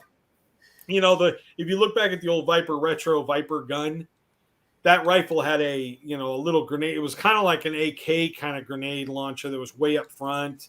It wasn't really realistic. It was kind of a thought up, but and then they did the vertical behind it. So this was a different story. Okay. Let's go ahead and keep rocking to your telecom pack, which actually makes the Tele-Viper a formidable threat. It's like, instead of shooting the news, he's shooting some Joes. That's right. Totally. While interviewing. Yes. This was an easy one for us, because we knew we had to bring this set back. We did the Tele-Viper or our telecoms set a while back. Yeah, that's totally, man. And we did this set thinking, okay, we had the helmets, right? This was back before the Tele-Viper came out. So we had those kind of cool dual mic helmets and all that. And then as the Tele-Vipers came out and they had their kind of different just head swaps, we're like, at this point, you can go get the old Tele-Viper set and it'll get you a helmet if you want to make a custom where a guy's holding the helmet, right? Yeah. But there were so many people that were just getting this, with the trouble bubble and all that we're like, why don't we just do kind of a little more affordable set that has the things that really make the Tele-Viper, in our view, definitely an upgrade, right? This weapon, the concept behind this weapon, a telephoto kind of field camera on a UMP. I mean, this was a crazy night I had one night of trying to figure out how I would put all that together. And then when I talked to Quaid, we kind of discussed the actual model. It came out like what you see, and I've loved it, man. It's one of my favorite retro conversion guns. Instead of just doing a retro gun, Yeah. So once again, for everyone to take a closer look at this, this is what a Tele-Viper needs. Like, if Snake Eyes or somebody hops on your trouble bubble, what are you gonna do? Film him taking you out? No, you take him out. No, you're going to use something like this. So, yeah, once again, it's a great, I want to say, like, discount offering of the original pack. Yeah, right? I think it's a practical mission pack that can be used with your Tele-Viper and make him, like where you really kind of get that upgrade feel without having to get a bunch of gear that you don't need or a helmet you didn't need. So that was the idea there, is let's slip this in. We know we need to do it. Let's do it. So yeah. Now I know this technically doesn't count as one of your Gridmas offerings, but so we'll count this as Hanukkah or Kwanzaa, basically. That'll work. But Yeah, dude. So shrinking it down to 118. You know, I got the Haya toys. I'm getting Cobra Commander, getting Destro, getting Major Blood Haya. But there's also people who still got their vintage figs. They got mercenaries from Warhammer, Joy Toy, Acid Rain. You said it yourself, right? Yep. So, like, you're really creating a space for people who are 118. You know, shout out to my dude, Fixer, Chris Johnston. Oh, yeah. Shout out to all my 118 people there. Shout out to Mr. Stevie on Instagram, who's been holding it down for Hasbro for decades. Yeah. Like, so there's a lot of love there, man. That's right. Oh, just a little shout out to Chris, man. Chris, to me, it's funny. I don't know why, but I have this weird vibe. Like whenever I talk to Quaid, you know, and Colin about us doing some 118 items, for some reason Chris pops up in my head. Like he's the only 118 guy in the world, and all we do is make products for him. It's the weirdest feeling, man. It's like Chris has got some power over me that I need to make sure that he's happy with our 118 stuff. It's a funny thing. I know, man, because when you're with a community and you're with your friends, you know, yeah, you're doing this for you, but you also want to make those people proud, man. Like if I'm doing a custom, you know, I don't even like if Tony, if Romo's not with it, it's like it's not getting seen. Like I'm like, okay, if I do this, it has to be as good as he would do it. But it's like, that's right. Yeah. But so no, I'm glad for the friends and companions I've made in my journey of collecting and whatnot. Like the best dudes, the kindest of people I've been able to meet. You know, like lovely men and women who are they wear their hearts on their sleeves, and they will show you their mind through their photography, through their dioramas, what they're about. I've seen everything from Jenna and Hologram Customs. You know, shout out once again to Leanne Hobbs. Shout out to she does awesome. The Imperial Grunt. Shout out to Megatron or Bull Tenishan. Like all these people that are out there just doing fantastic stuff. It's inspiring, man. It's art, right? Yeah, it's art. Very the workaholic. Like right now, this episode is just one giant community shout out to Mark Vuncannon, but really shout out to all of y'all right now. This holiday season. Absolutely. Once again, we appreciate you rocking with us once again on this Terror Drome evening. We're going to keep the party going with Gridmas. Day 4. You know I love this shit right here, man. My dude Roadblock. Go on, man. You're just showing off now. Dude, KJ, you know, when I was putting these together, I was like, this was all you. I was like, man, you're always in the back of my head. And I'm like, you know, we got to get some blast effects to KJ. He's got I want people to know. I have to just say, that's for me. That's just for me. Man. All right. So go out and grab it and add that to your modus. I'm sorry. Go ahead.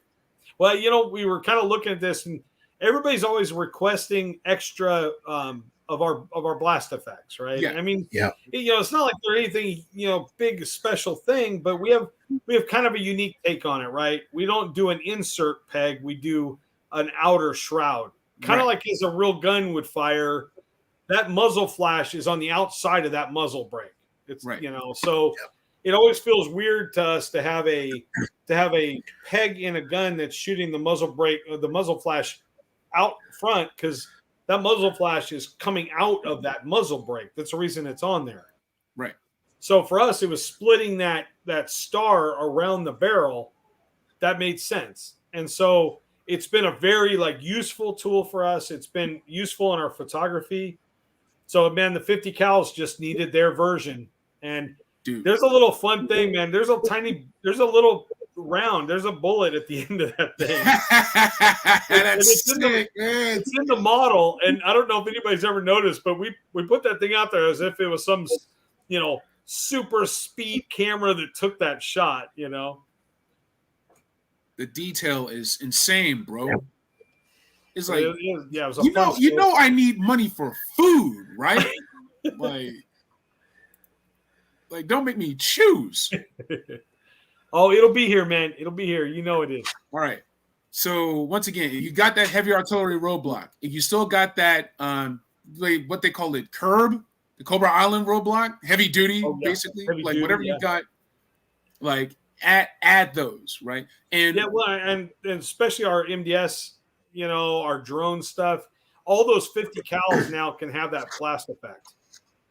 So that large blast effect is made for the 50 cal muzzle brake. Yeah, man. With Oh, the yeah. on the headset mic. And with the modules that we see Hasbro's trying to catch up to your catalog, man. I applaud them for it. I'm glad. You know, like we see with the 60th anniversary and whatnot. Do those blast effects interplay with those? Would you? Yeah, I don't know. I haven't got my hands on it yet, so I don't know. It's always a little funny, you know. I let me just say, I love Lenny. I think he's a root core piece of goodness that we have on our side at Hasbro. Mhm. I think the rest of it is a mess, but I think that part is excellent. And I think, especially with the G.I. Joe stuff, I think that's excellent. The all the weapons and the gear that I see can pretty much be put in a big pile. I mean, we opened up the Shockwave figure today. I was literally, man, and I don't get too ticked off. I've been pretty easy about most of it. Okay. But those little whatever they think they made, those little weapons that were in that Shockwave, I don't know if you guys saw that thing. Those are embarrassing to me. So it's like that Shockwave was a great figure to us. We enjoyed that figure. I wanted to see something super cool. So let me just say, it goes right along the lines of what we're doing. So let me just say, you're going to see a Shockwave loadout this week. Okay. And I saw the test samples of it today, and it's freaking awesome. Okay. So, and and I'm gonna throw this out there right away. Everybody's gonna think he comes with a shield. Our loadout isn't gonna have a shield because we already have a Riot loadout. If you want to do your Shockwave in that Riot format, we already have that loadout. Yeah. In fact, yeah. No, I'm pulling it up right now so people can see. Go ahead. Yeah, that Riot loadout comes with everything you would need to bring your Shockwave up to kind of that Riot SWAT kind of character. Yeah. And we have one that's just a full loadout of all the gear, pretty much. Yeah, that one right there. With the warhead. Yep. So the interesting part is what you're going to see this week is, I mean, as far as if you're a Shockwave fan of that figure, there's some fun stuff going to happen this week. So, okay. Be on the lookout for that. So once again, be on the lookout if you want the shields. Yeah, that's Cobra Blue. You get black. My personal favorite. I love the blacks. I have like SWAT teams that keep getting beat up by bad guys, and they have these. It's kind of like RoboCop. Our baton armor's only there for show. Oh, go ahead. Our baton and knife fit in the shield. You know, if any of you guys have seen that, you know, it's kind of a cool little like add-on piece. Yep, that's it. Look, at this rate, this is about to be a 5-hour show. I know. So keep rolling. I'm here. Sorry, man. I'll keep it going. No. That's on me. I'm saying that's on me. But really quick, let me hear from Tony and Ryan. What do y'all think about so far, like with something like this nightmare set that we're looking at right now? Mean the one I already have? Hold on. Yeah. I mean, you make that figure look good. I don't have too many kind things to say about the buck of that, but I like what you did with this. Yeah, no, it just allows you to, you know, it gives you that video game feel for them. You know, you've seen like Call of Duty and different stuff like that. You can, you know, personalize some of your troop builders out, add different little features like this, just to kind of, you know, look, it's all about customizing your toys the way that you want them. That's right. And that's what, you know, it's all about. So right. It's just taking the time to get it done. Mm-hmm. Tony, what say you, man? About the horror stuff. Oh, wait, you're on mute. I did not mute you. I haven't delved into those. Mark knows I'm sticking with, you know, the more realistic stuff when I come to my customs, and but he always hooks it up no matter what. But those things are crazy. He likes the wholesome side of toys. But if I was making another team, man, he's got it all ready with those masks and the blood and all that horror stuff to go with another separate team of making your own crazy characters Yes, I think those masks, for us were just they're iconic and all that, but I mean, having the tactical headgear and it like totally what Ryan said, they have this kind of video game esque feel to Big them. time. Yeah. And so we wanted to do an all black version, so somebody could. It has really nothing to do with Halloween. Has nothing to do with Michael Myers. Has everything to do with, a cool, ambiguous, sinister, or like anonymous look, right? Yeah. So you can add them to all sorts of different. You have a Cobra Trooper that just went off the deep end, just went insane. That's basically. Right. Yep. Or Beachhead just had enough. So where's Beachhead hat? I don't know. You seen him? Dude, that is awesome. Flips up. They were fun. That's crazy. Like, yeah. A lot of fun with that. Differentiate the stuff. That's awesome. That's what nods on there. Nods is you have nods on a Jason mask or a Michael Myers mask. It's kind of a cool idea, I think. Well, just merrily we roll along. Day 6, right? So now you're introducing new colorways, right? Yes. Like with the two tones, the ARs. So what's some of the thinking like with that as far as Yeah. So Quaid designed those new AR pack, that new bundle that had all those different stocks and mags and all that stuff. So the thought was, let's now we can really address two-tone color elements that are painted individually. So the cool part is, I don't even know if most people know, all these stocks, even on this particular gun release, the stocks come off, you can still interchange them. Okay. So it's a pretty cool for, like being able to get into this set. You can pick whatever color you want, and then you can interchange it. If you get another gun, you can swap it out. Right. So there's a modularity going to happen to all those ARs. They're all going to come out solo in all those colors. Okay. So, you get to save a few bucks if you get the black bundle. If getting black is all you want, I would just get the bundle. But if you're wanting some color changes, this is a cool way to do it. Yeah. And like some of the other companies out there that have two-tone guns, a lot of times you end up with a lot of paint overspray or sometimes. Yeah, it's hard with a gun that little to paint that precise, So when you're printing it out, this gives you more color control, is what you're saying. Exactly. It gives us complete control. Yeah. Yeah. The two-tone. It causes a little more assembly, a little more organization on the parts, but in the end, we have a really clean. We've always wanted to have like an Arctic version. I'm a true believer in that old school black white Arctic. Yeah. Like the old James Bond movies. Yeah, definitely. Yeah. For some reason, that's a little throwback to me. That works really well, I think. Look, man, it's just nonstop viciousness, basically. Like, because I'm always thinking about like how I want my certain troops to look, how I want Python Patrol to look, how I want Tiger Force to look. If I want to get ahead and make some new Tiger Force Joes that never were Tiger Force, right? And then mixing your desert browns and olive greens, like I can do all sorts of stuff with that. That's right. Yeah. It's making me salivate, basically. I hate to admit. That's working. Good.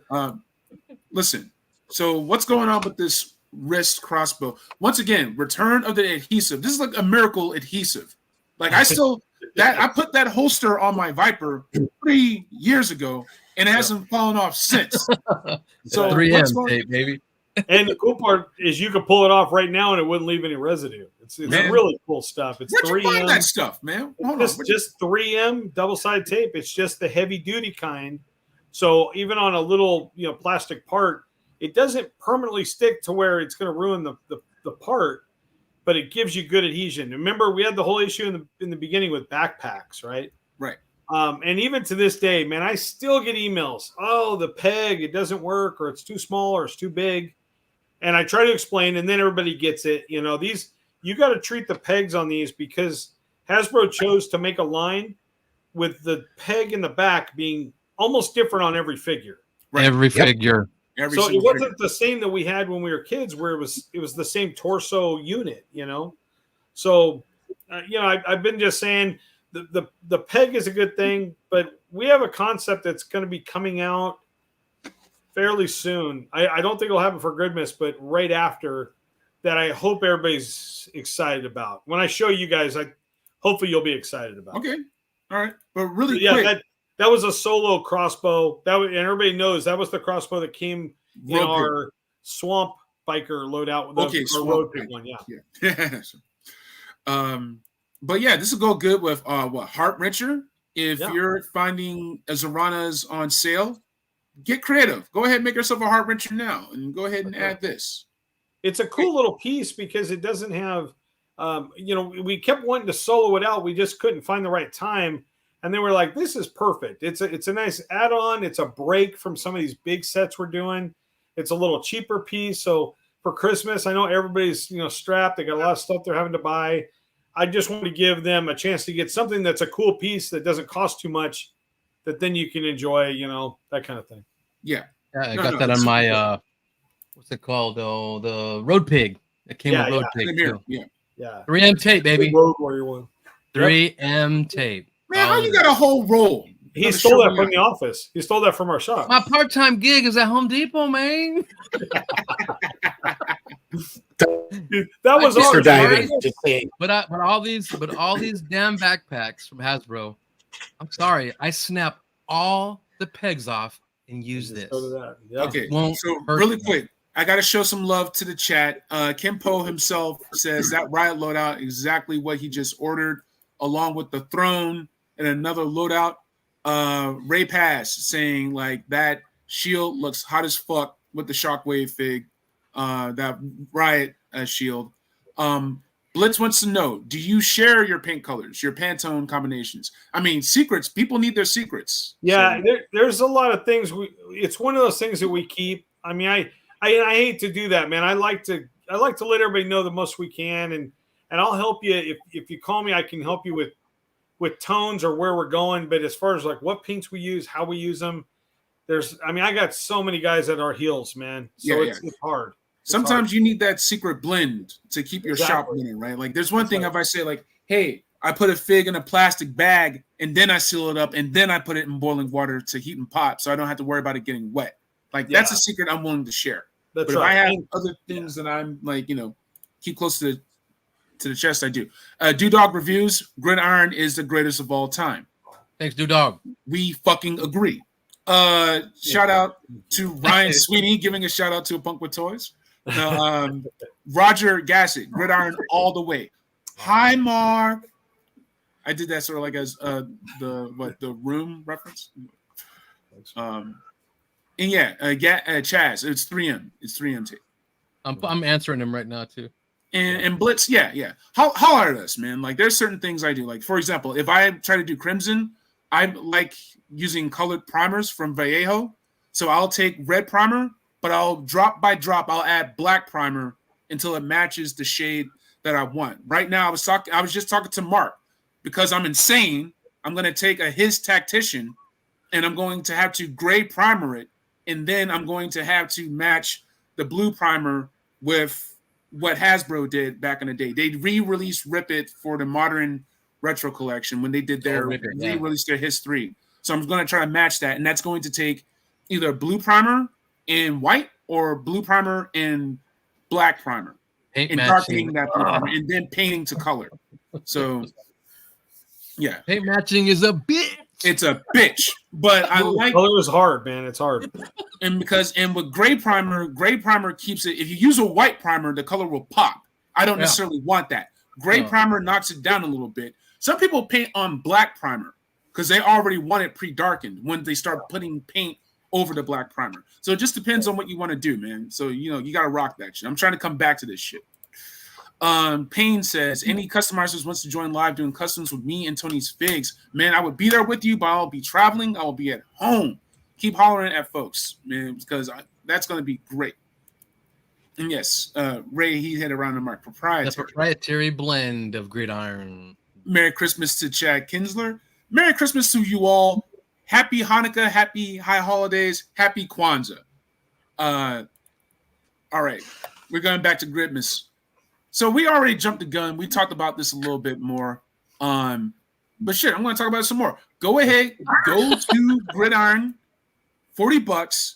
Like basically, shout out to Ramen Toy. Ramen Toy has like a great parachutist loadout as well. But you can get this like you said, you can grab Stalker, you can grab a couple of other Joes, Tiger Force, Dusty. Get creative, you know, like my dude Johnny Reno. Shout out to Cage's Customs, man. But yeah, this is great. So this is day 8 of Gridmas. Yeah. Yes. Yeah. Day 8. It was the a day I big called day. Mark. Do what? I'm sorry. Day 8, the night I called Mark and said, "Ooh, that's mine." That one and Rippers, I'm coming for them. Oh yeah. Well, I wanted to give enough distance too. I know, like Muchos Gracias had done that set. We kind of collaborated. Yeah, you helped him. On the You kind of gas helped mask too. thing, and I was like, Yeah. I wanted to give him some space with that, and we wanted to take our time getting. I mean, you know, we like to put a lot of detail into all that paint, and this was one that, you know, we could find ways to creep that in. Oh yeah, and get a bunch of different tones, and not to mention like having the 2 oxygen tanks on the hips. That was really a throwback to BBI, some of those 12-inch figures. Yeah. So there was some cool elements in here that, like putting the extender on the oxygen hose. I don't know if that's great. That was you can't great. really see it from here, but we put a extension line that goes all the way back to those oxygen tanks. I've seen that. So There is a pic in there where you can see it, but I'm not see it, right? sure which And one. Yeah, but it's that a was really full- cool. Yeah, it's a full flexible. It's not 3D printed, so it has a more rubbery. So it allows you articulation. You can still move the head instead of being more locked in with the 3D print. You've got some articulation. Yeah. It's really cool because that for Muchas Gracias, Joaquin, it's cool how the lanes are like differentiated because he'll go old school retro. And I remember you telling me that let the other 3D printer guys don't want to step on anybody's toes. They're doing some badass work with old school retro. And then when you come to Gridiron, you're going to get a Gridiron classified up, involved in that stuff with some new stuff. Notice, you know, the tank's not on the front. It's got pouches on the front. It differentiates. It's more modern too. Yeah. So, and I love what those guys are doing. I mean, it's always, you know, I think if you were, and I know, Tony, you're a huge fan of like really assembling kind of a retro looking figure. And it's awesome because, you know, those guys are doing some of those weapons and packs that are, I mean, they were spot on from what we had as kids. Yeah. And I think there's a total place for that. And then I think for what our market is, it was what can we mix the two together to create something different. We were going to be doing a painted product anyway, which was kind of different in the 3D world at this point. So I think there's room for all of us. We just need to, you know, be up in the game and keep pushing the level, you know. Mm-hmm. Again, Johnny's custom ripcord looks really nice there. Yeah, you'll get no complaints from me. Let's put it that way. Yep. Let me a quick drop with Johnny.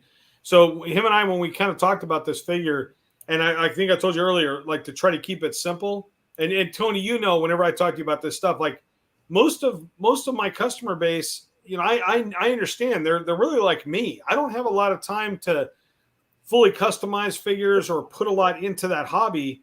I mean, I enjoy it, I admire it, and I'm inspired by it every day.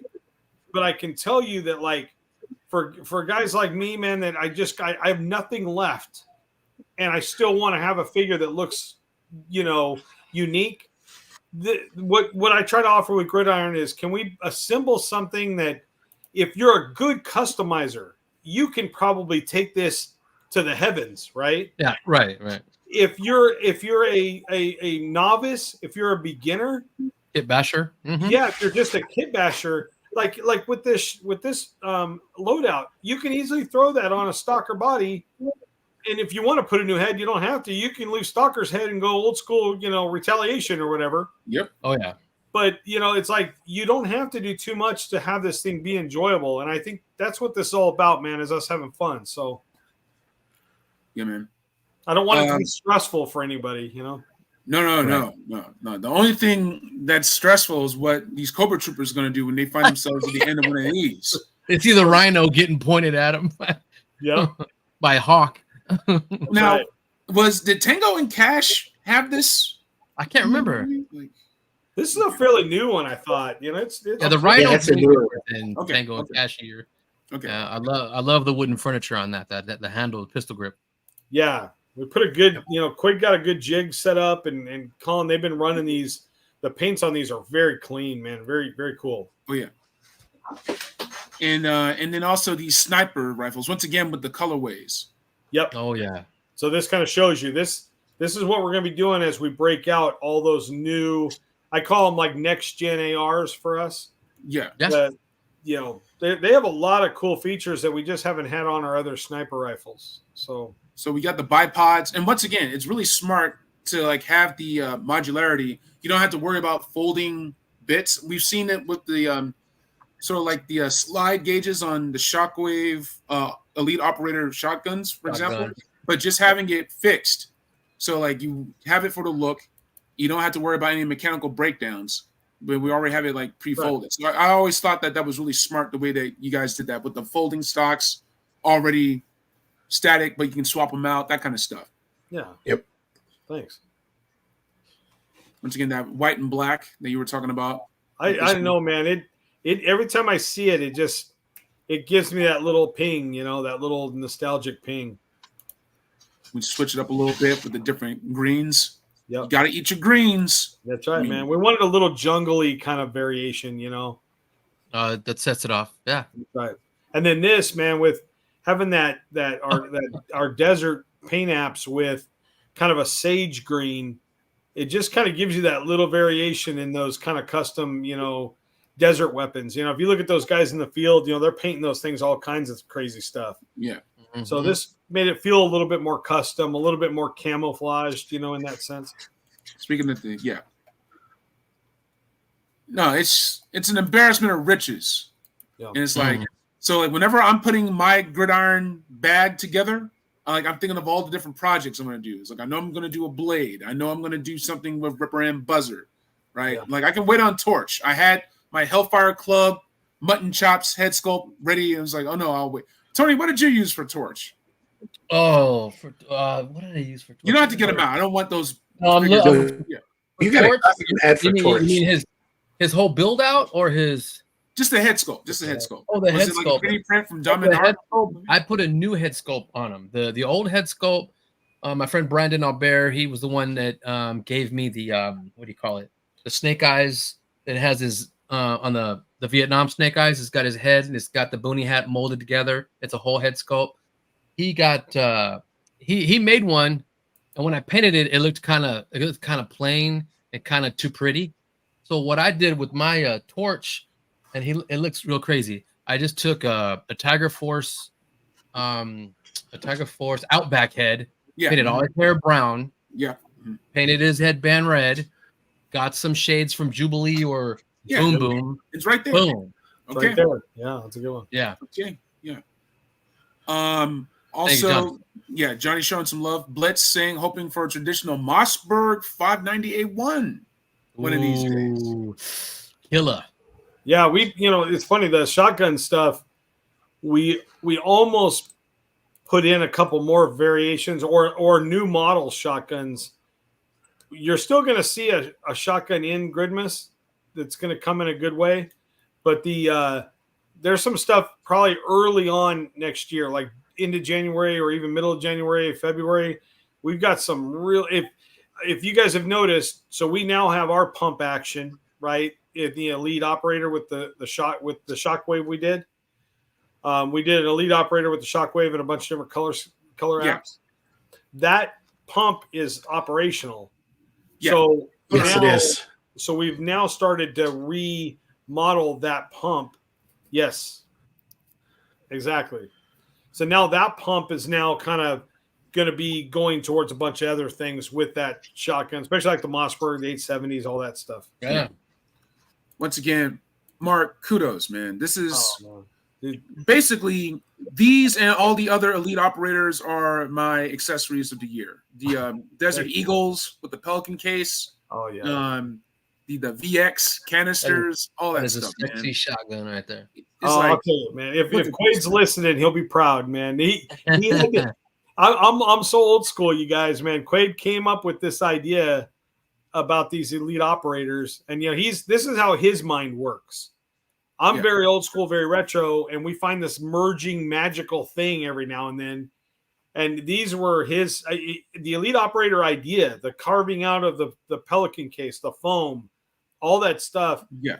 That was Quaid, man. He kind of had he went, him not being a real Joe guy, but being more of a gun enthusiast and understanding that technology. He was like, man, we got to be working this kind of angle. And we knew as soon as he was creating that stuff like that Barrett, it's nuts. If you get any of these kind of Elite Operator sets, I know they're expensive, but at the same time, man, once again, that's an argument that doesn't ever fly with us because it's apples and oranges. If you want the best version of that kind of gun in that scale, that's the best thing we have to offer. So, No, please continue. You can almost see the crosshairs. I'm saying, dude, that gun is so sexy. It needs a rubber. Like, whoa. Yeah. Look at this. Come on. The solid gold Desert Eagle. I have one too. And unlike some companies, the slide actually works. So when you buy the weapons, they're not stuck in that position. And by the way, it does come with a magazine with the bullet at the top. Look, man. So when you do have that in there, hopefully you can get this to show. Yeah. You can actually see the round in the Desert Eagle. Mm-hmm. Yep. I have that on my John Wick on my Instagram and showing that off as well. Look, man, you get what you pay for with this stuff. The reason why I don't necessarily bring up certain other companies, yes, shout out to Arsenal Pew Pews, shout out to Muchas Garcias, shout out to Anthanatos Unlimited on Etsy, Jay's Armory on Etsy, right? There's some people I shout out, man. There's some people I fucking don't because I don't have the time. I don't even spare them a second because I'd rather talk about this stuff, man. Kevin, a lot of it has to do with the fact that these are 3D printed because with that 3D print, you can get that detail and print these parts out to where they can make them where you just can't do it with injection molding. So, I got the gold, so I had to get the silver too. Woo! The silver stuff. So, and also, shout out to Ryan being online tonight because he's recovering from holiday illness and he's still doing the show with us. So we're really grateful. Dude, I'll take that second to make sure that you guys all understand. I appreciate that you guys are the ones on this show, man. It's like meeting up with old friends, man. I feel it when I heard Ryan was going to do a show and KJ's on. Tony's my man. This is all just like us hanging out, man. I love it. Thank you, man. Always, really appreciate it. Always. And also check out my dude Dreadnok Ryan on IG. You can see all the stuff he's showing us right now. You can see that stuff on his Instagram. Subscribe to the Island of Misfit Toy Collectors. And really quick, if I may, I also want to give a special shout out to Payne's Toy Samples. Go ahead, take a look at his as well. I can't spell for shit, but take a look at his YouTube, the Hangouts, the Toy Therapy, and also the customizations as well. Check out his shorts. They're a lot of fun. Subscribe and chill with the toy vibes. Once again, highly recommend it. Go check out my dudes, Payne's Toy Samples on YouTube. And just make sure I'm so OCD. All right, back with the show. Listen, man, we gotta talk about the Blade of the Apocalypse, man. Oh, yeah. Y'all some violent dudes, man. What's going? Why y'all be? Y'all need some hugs or something, man. What's going on with this? I think I need a lot of hugs, man. I think I need a lot. He went medieval on that Arctic bat right there. Dude, I know. It was a bad day. I was like, okay, I'm chopping his hand off. We're gonna hold his head. I have another picture where he's holding the head.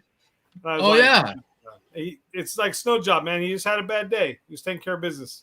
Yep, it's cold out here. That's right. It's cold out here, man. I don't have time for this. And then we're also we were talking about this earlier, the hockey mask with this. This is the other one, yeah, in black. Okay. So with this one, That's the Detroit City special right there, baby. Michigan made. There you go. That's right.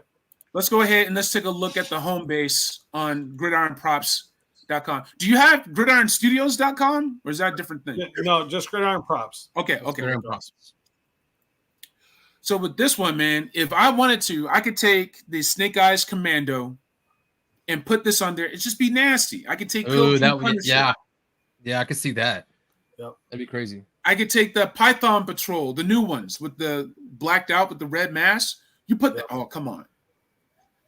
It's nasty. It offers that kind of like I said. I mean, it goes both ways. It has a sinister vibe to it, but at the same time, it in real life, military ops, the anonymous part is there. That they don't want to be no identity, so they they can all really be blanked out. It's got that kind of vibe to it.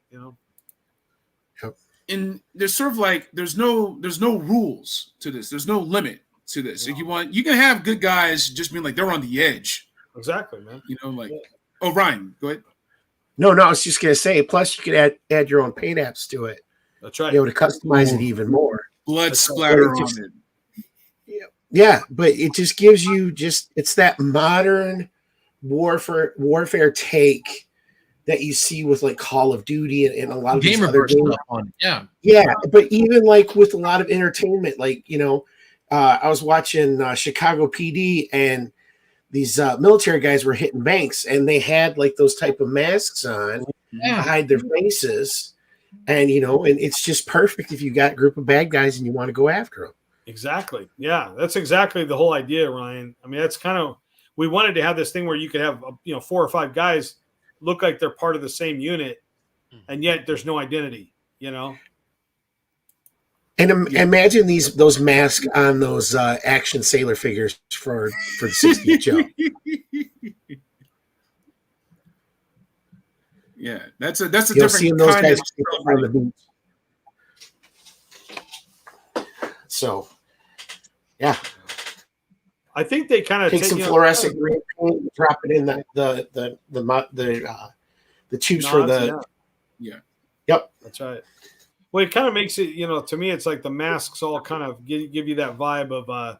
It almost takes the horror element in some ways out of it for me.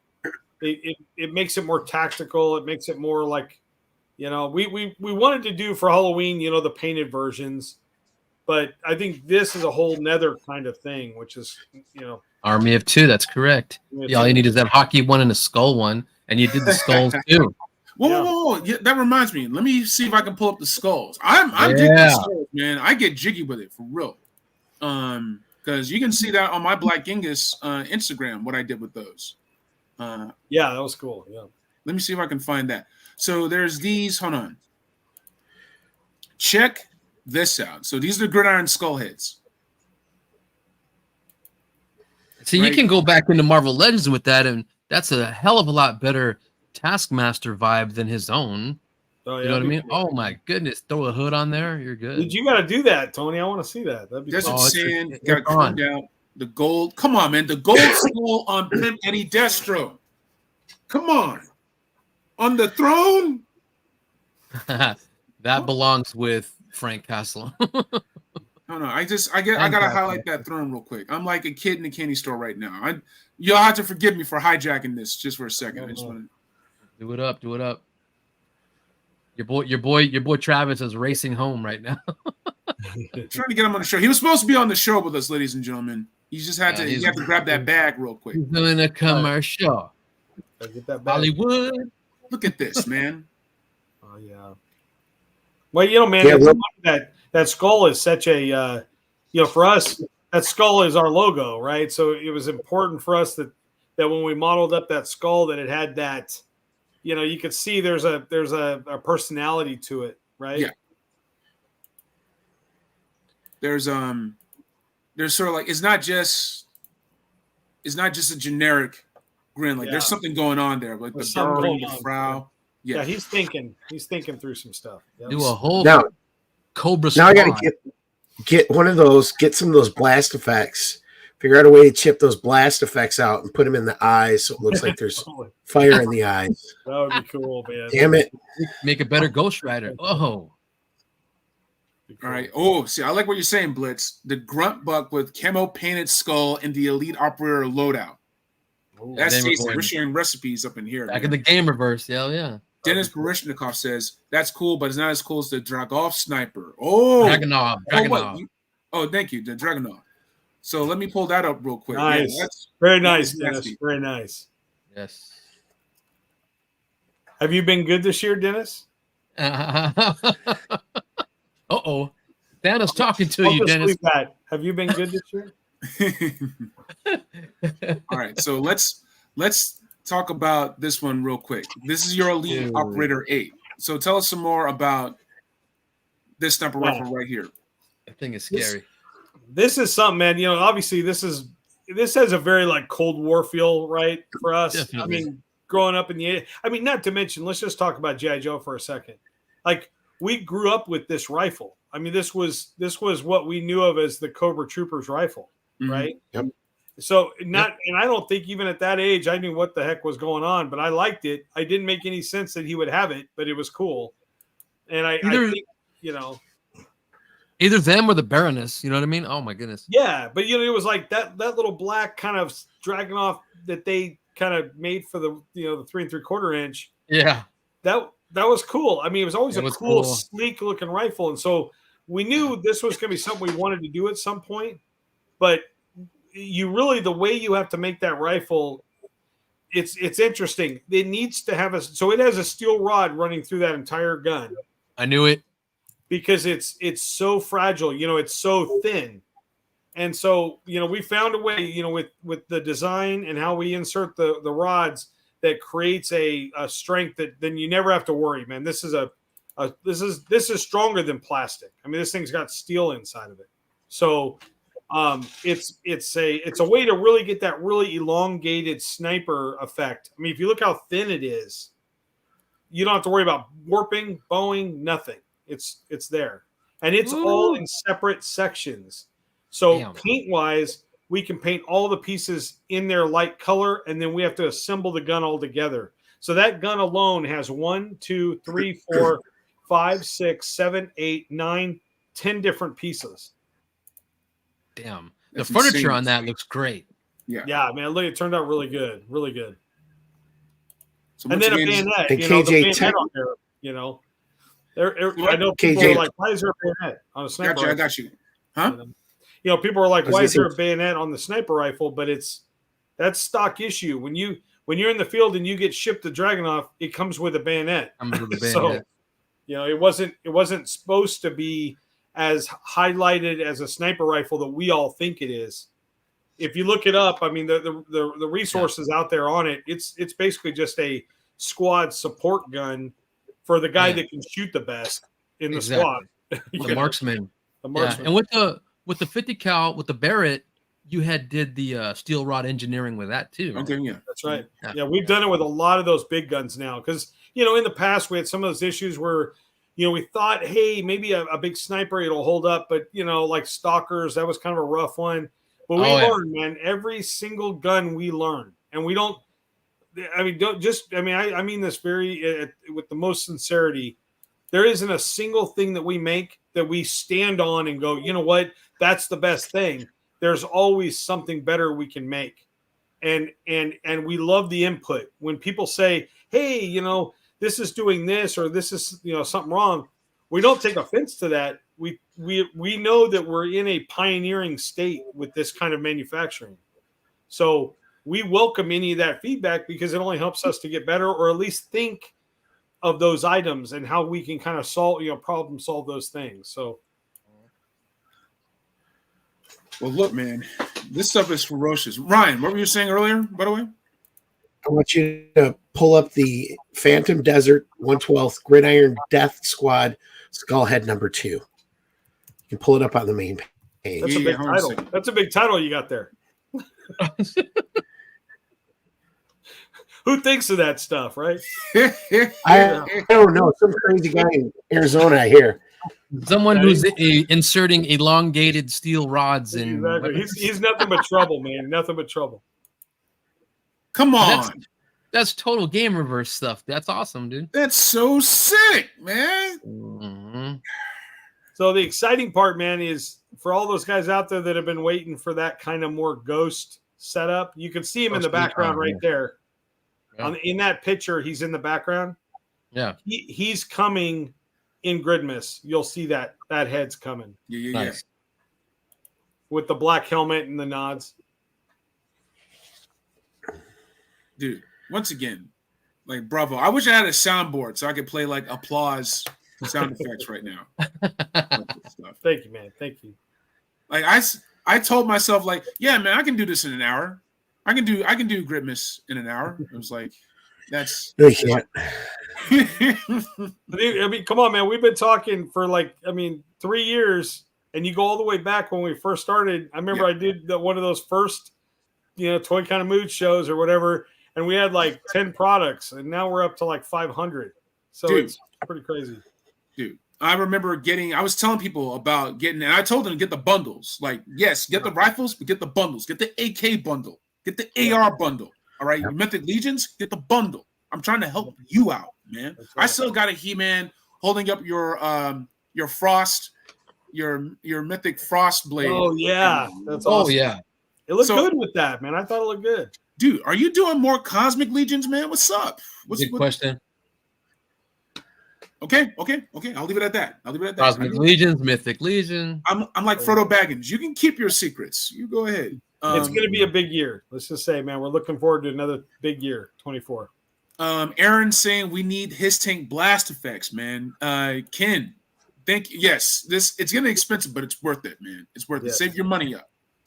Make just that's how it works. Be selective. Yeah. And man, if I can add one little note to that is, I mean, that's the thing about us, man. We're not ever claiming to be the cheapest. Like we will never be the cheapest.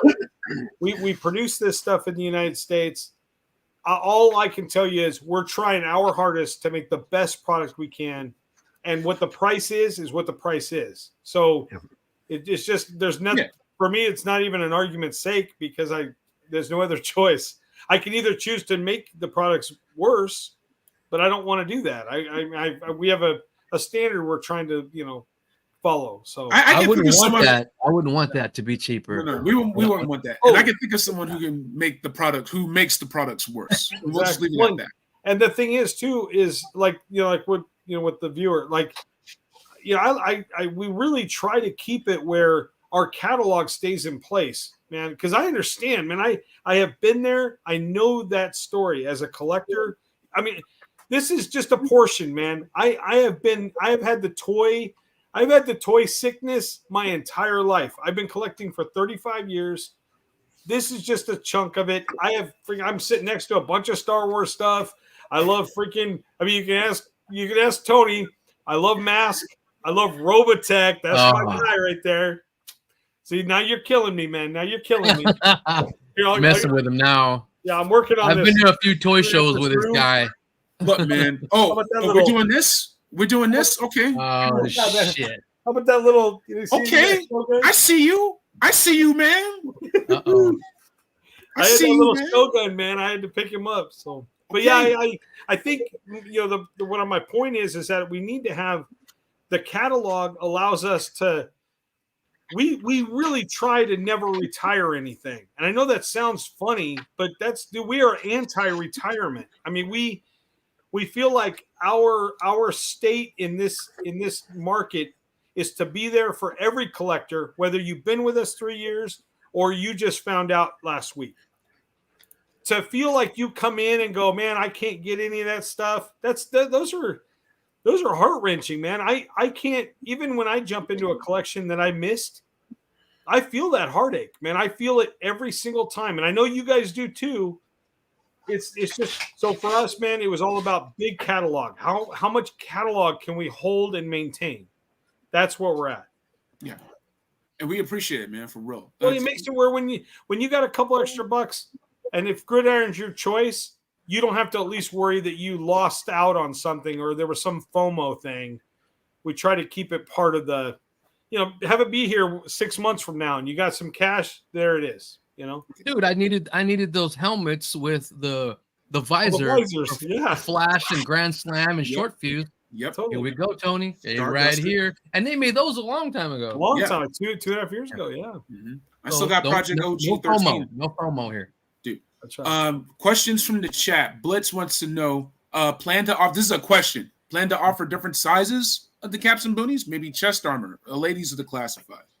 Yes, I love every time I love when you guys chime in about the ladies, man, because it's, to me, that helps me remember, because we get caught up with this whole thing being so alpha and it's G.I. Joe, and those female figures are such a vital part of this system that it more than not, I'm just forgetting to get to them. We're trying to stay with the most current action hero kind of thing, but man, really, Scarlet, CoverGirl, I just kind of, we worked on CoverGirl, and then that Zorana with the thing. Mm-hmm. Yeah. I feel like those help me to remember, which is I'm grateful for. Okay. Chad Kinsler wants to know, are we going to bring back the katana stands like we saw with the deluxe Snake Eyes, but your own spin on it? Basically? Yes, absolutely. In fact, yes, we're reworking them a little bit. We were man, I wish I could explain to you guys how when we first started, and we were just, we were so green, full of ambition, full of 20 years of toy knowledge and this brand new technology. And so it was like, man, we can make a katana, a samurai sword, and it's going to look perfect. But soon enough you realize, man, that stuff is too thin. All of a sudden it's like this. It needs that Cialis. So you're like, man, come on. So then we knew right away, okay, let's pull that off until we can rework that. And it makes it better. People that have it, they understand what to do to fix it and all that stuff. But we want to try to get something a little more standard, something a little more beefy, The Brouhaha wants to know, after seeing what you did with Saboteur Alpine loadouts, to see just some armor. And we've seen that with your Marines from October Space Marines, yeah. Yeah. In fact, like our alien kind of Space Marine, Colonial Marine outfit. Yeah, let me see if I can pull it up. So we got the Predators and whatnot. Got this stuff. Yes, this right here. Yep.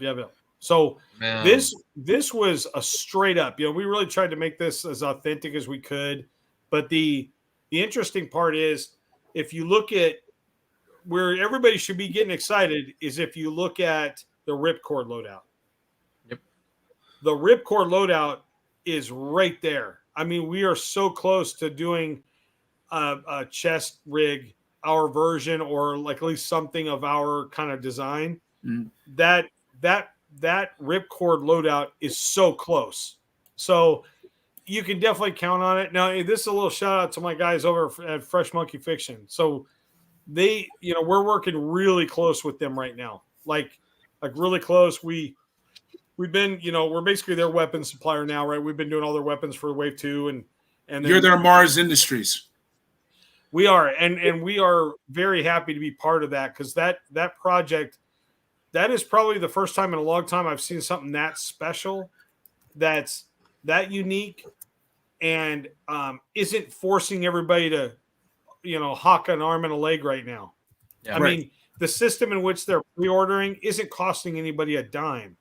Right. So you can complain about product not coming, but you're not out, no skin in the game, right? Right. So it makes it where I think their tactic in which they're using, especially the partnership with Big Bad and with the manufacturing wing of that, and all that, like with the production side, there's such a great system to that's going to, I believe, revolutionize the way action figures are done from here on out. And when those figures start hitting, and I could tell you honestly, from somebody that's sitting and holding onto a bag of actual factory prototypes, those figures are going to blow everybody's mind.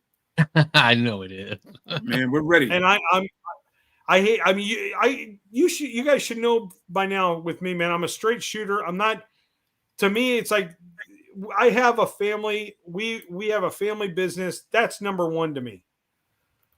Bill at Fresh Monkey Fiction's a great guy. He's doing a great thing with the figures he's been making. When really he started putting this together and came to us, we saw what this was, and he showed us samples, and man, I was insane. in. So you can kind of see, we're now supplying a lot of their weapons and accessories. We're trying to.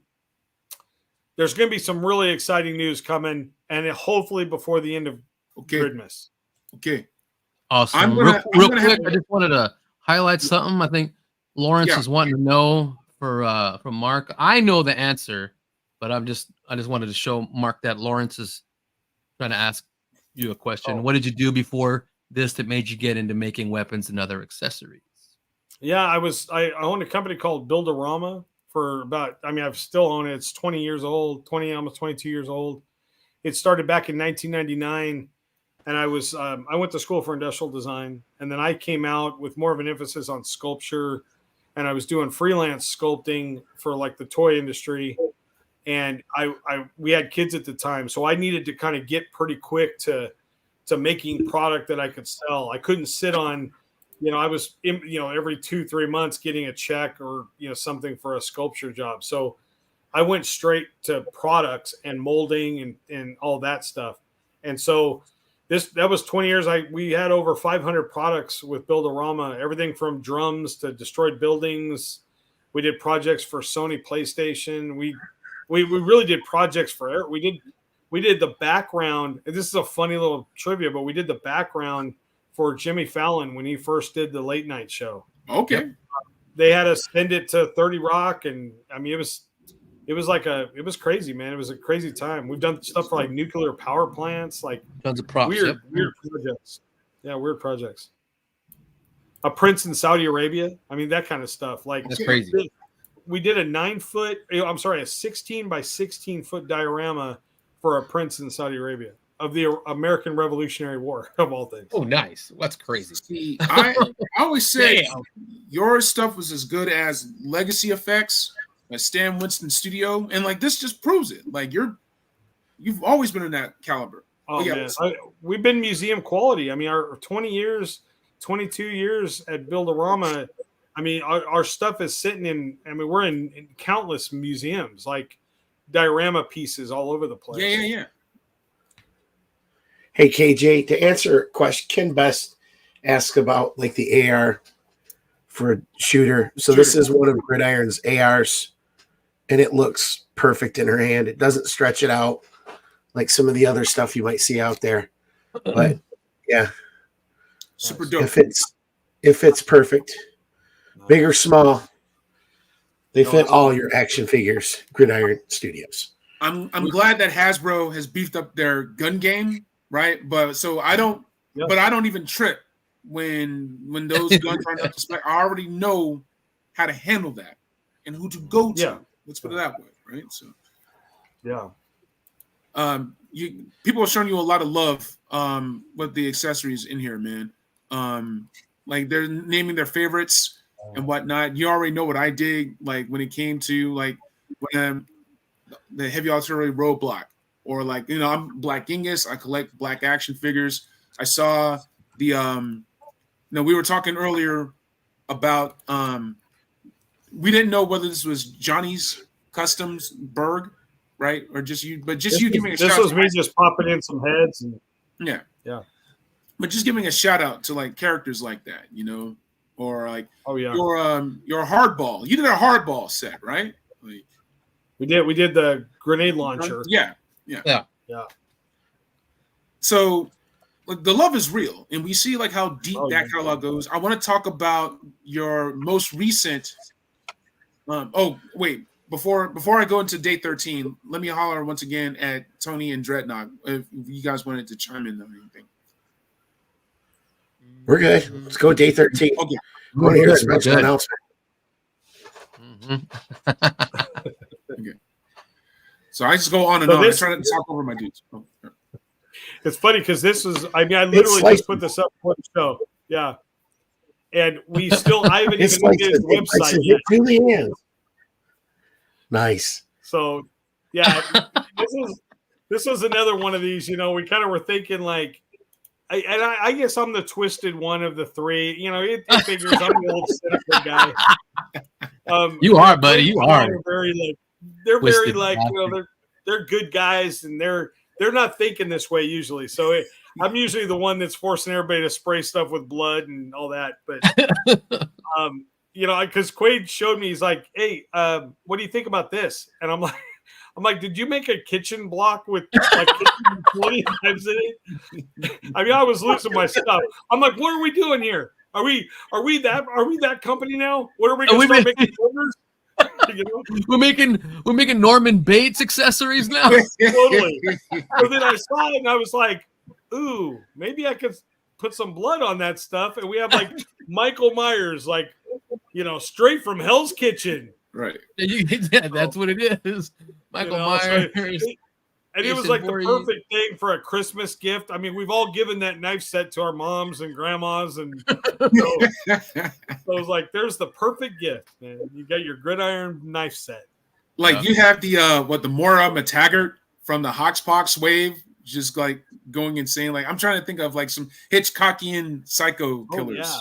Well, in the I guess, when I broke down that set and Quay was showing me, he was like, yeah, I did a cleaver. I'm like, oh, like that's a unique kitchen utensil, right? I mean, there's a cleaver can do a lot of things. That has a lot of horror vibes. That almost has like Gangs of New York vibes. I mean, it has some butchery stuff.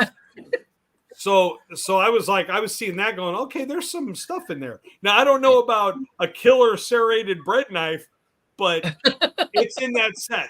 So, if things get bad, you can always go for the serrated blade. No, they're making some bone flour. That's what they're doing. That's right. That's right. Jeez. All right, man. So right now we're 13 days deep in Gridmas. Once again, Gridmas 10 for 10% off. That's right. $100 orders.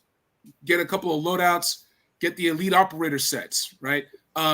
Tony, help me out with that sniper rifle. Dragunov, or is it Dragunov? Okay, and it's the real world is the Dragov, right? Dragunov. Real world is Dragunov. Okay, Dragunov. Okay. Yeah, Dragunov. It's the Russian Eastern Bloc weapon. Yeah. Whoa. Okay, yeah. So that alien pulse flamethrowers, one of my favorites. Ruha wants to know how you did that. I was trying to set up my toys in time. I just did not give myself enough time, but I gotta show some love to this real quick. There's some Ripley vibes right there. Yeah, with the flame effects. I have your flame effect from the one of the Viper loadouts that you did. So I want to combine it with that. But talk about like how'd you approach this, and how come James Cameron hasn't been knocking on your door yet to get you to do Avatar figs? Yeah, exactly. Why not? I think that for us, man, it was like really trying to get, because, we have that 1 or 2 times a year where we try to like, really kind of nip into that like movie prop. The movie vibe, yeah. And these to us, man, are great movie props. I mean, they're great to shoot in your photography. Yeah. They're fun. They kind of fit along with certain things. And that was one that, when we were looking at it, we're like, man, let's merge those two together, and let's get that combo with the wrap where the sling, she kind of wrapped it around, and if you watch the scene, there is no practical way that combo works at all, because it's like she has them like noodled together, and they're flinging around. She kind of holds them together to fire, but if you look at it, it wasn't like lashed together. It was like the slings wrapped around and we're going at it. She duct taped them together. So I think she gets out of the elevator and one falls off, and it's it's pretty funny. But I love that scene. That's one of my favorite tulip scenes in cinematic history. Great scene. Yeah. So we watched that scene probably 100 times. I mean, trying to get all the angles of that gun. We try to find the best reference we can, and to bring it to life. But yeah, that's it. Really quick, just showing love to Cameron and Aliens. I love that scene because it just shows like the heart of that movie, and when you try to recreate those scenes with accessories. Like that's the first time you learn her first name. When she says, "I'll be seeing you, Hicks," and he's like, "It's Dwayne," right? And she goes, "Ellen, don't be long now, Ellen." It's like even in an action-packed thriller like that, you still have moments of humanity and nuance. Right. And that's why we want to recreate those with it's greatness. Yeah, it's greatness. And I think for us, man, these are all these are all testaments to the art of what that all was. I mean, we take our Hollywood prop thing real serious. So, it's Gridiron props. We were making 1-to-1 props, but way before we started Gridiron. So we try to, everybody that's been with us a long time knows we usually take a week or two a year to focus in on movie props and to make accessories that we find that are like, that are really like part of, what that is. Not that, and not to take away from any licensed stuff, but to really pay an homage to what those were, the Marines, like the Space Marines to us. Yeah, the Colonial Marines, yeah. Mm-hmm. Yeah, those helmets, man, they were just, as a prop, this was something that was so already, just like Star Wars, right? Most of these things were easily accessible parts, and they were just kind of gelled together to make whatever they could make under their budget, right? And they were cutting costs at every corner. So if they found an old Vietnam helmet, or they found whatever, strap some stuff to it, put a light bulb, put a flashlight on the side, and all of a sudden you have something magical, Yeah, Roger Corman style, yeah. Exactly. So I think that's our homage, man. And once or twice a year we try to hit those. Usually around Halloween, and then in May we have our movie Mayhem, right? Okay. Movie Mayhem. I love that, the AR from Elysium. Hold on, I have it right here somewhere. The AK. Yeah, the AK from Elysium. The AK from Elysium, yes. Yep. Yes. There was a lot. Yeah. And there every year, man, we're listening to everybody too, because we get a lot of people kind of requesting certain things. We have a list a mile long, but we always scan that to see if there's something that fits in, And if it works, it works, man. We have no problem sticking it in. Yeah, man. I got a joke in there somewhere, but I won't even do that because I want to show some love. I was going to, but I just want to show some love. Tony's a wholesome guy, man. Don't do this to him. I'm just want to show some love to Gridiron. Yeah, I'm a wholesome guy. Tony's a wholesome guy. Check out my dude. Check out the Vuncannons on YouTube. Gridiron Studios 8199. Is there any special reference to 8199? Any relevance to that? What's that? 8199. Where's that at? Your handle. I have no idea, man. That was some generated thing that came on. I have no idea why it's even on. Yeah, YouTube did that to me too. I got like weird numbers after Tony's face. Yeah, that's all a YouTube thing. Yeah. Yeah. Well, anyway, y'all go there and subscribe and check out some more good stuff coming on the way there. Yeah. Like that's all we do. I'm like, you can ask Mark. I'll be like, yo, man, Fifth Element. Yo, man, Men in Black, man. I'm trying to make Men in Black figs, man. Like, yeah. By the way, Johnny just chimed in with that. Yeah, you can, Johnny. I'm sorry, man. We threw that in the garbage. I'm sorry, man. I don't know what we were thinking, and we just kind of crumpled it up in the garbage. No, he knows. I'll tell you right now. Johnny's he's a wealth of knowledge, man, when it comes to guns and equipment, man. He's really got an in-depth knowledge of that stuff. So he's almost become more of an advisor for us in certain cases where we are getting very specific or technical. He's always a fun. Great example. I'll show you. Johnny, we're talking about Cage's Customs. He came in. We had done the Elite Operator case, the very first one. Okay. And Tony knows we like to, they're always stopping by the shop, so we'll show them like what we're working on or whatever. And he was the one to point it out that we hadn't put that valve, the air valve, for when it goes up, in planes or it's pressurized. So there's like on all those Pelican cases, they have those valves for air pressure. And so on there, I don't know if you can see if there's a shot of it. It's right on the very front, I think. Is it on here? Yeah, I don't know if you can see it. It's kind of it's just a little valve, but man, when Johnny noticed. Yeah, see that? You see it, right? Yep. So that's just a detail, man.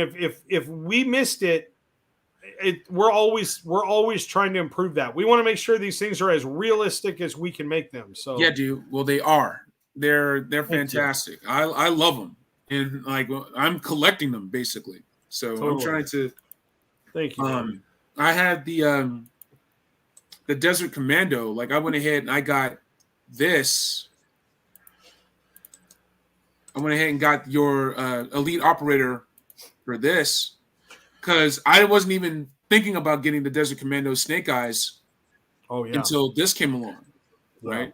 And so then that's when I was like, and once I got it, I was like, man, I was about to sleep on this. Like it's a pretty set. The Desert Snake Eyes is a fantastic figure, and I was really glad to once again get some Gridiron stuff into this. Yeah, how'd you like? I think the color tone to that also works really well. Yeah, and I don't have this isn't your elite.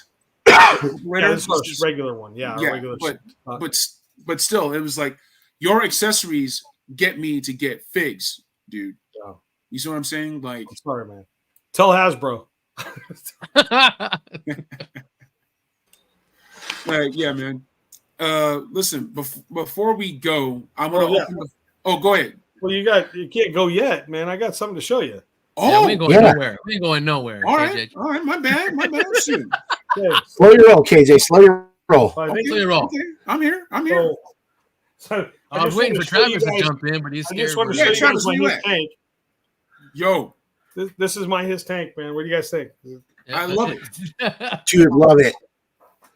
But I think if you want to make your H.I.S. tank really special, shit, tow that bad boy behind it. So this is our Howitzer in the color scheme of the H.I.S. tank. It's actually got the red toe pitch.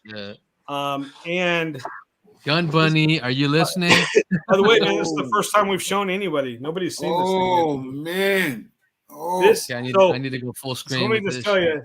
So when we went through this in our head, we're like, we're gonna not put a couple things in there, like from our other previous Howitzer sets. So we went through this thought. We're like, it needs to have rockets. That makes sense. So, number one, the cool part is we're doing a special edition of our cases. Oh snap! So we're doing. I know the color's always weird in here, but it's red and black. So you get two of those, just like our other Howitzer. And in this one, you get your red and black rockets. Ooh, that's nasty. So you'll be set up with your ammo. And then we thought, man, what would be cool, man? If it would be now these will obviously, man, we'll get some nice photos out of these. But you got your H.I.S. tank, you got your H.I.S. tank that's brought a bunch of gear out, right? Yeah. They're hauling this cannon around. They're setting up shop, to start lobbing some stuff at the Joes. And so we were thinking a cool thing, and it's not a whole bunch, but there's been some people talking, and I was probably one of the ones kind of thinking this is we believe that this set needs to have like traditional AKs. Some people talking. Somebody's Sorry, mic's man. on. We'll get you back. Moody. Go ahead, Mark. So we are putting in a limited edition with this Howitzer. Is this gun that's going to have 3 AKs in it? It's also going to have a shovel. It's also going to have an axe. Nice. Nice. So you're going to have all your field gear because, man, you're going to need it, right? This H.I.S. is hauling around a freaking, cannon. Let me see if I can push. I'll push this forward. This is great. Oh man, are you seeing this? So this is all included in with this set. Oh yeah, man. It's black, red hubcap Howitzer for your H.I.S. tank. And it's going to have, your rockets, man. You're going to be able to put you're going to be able to take your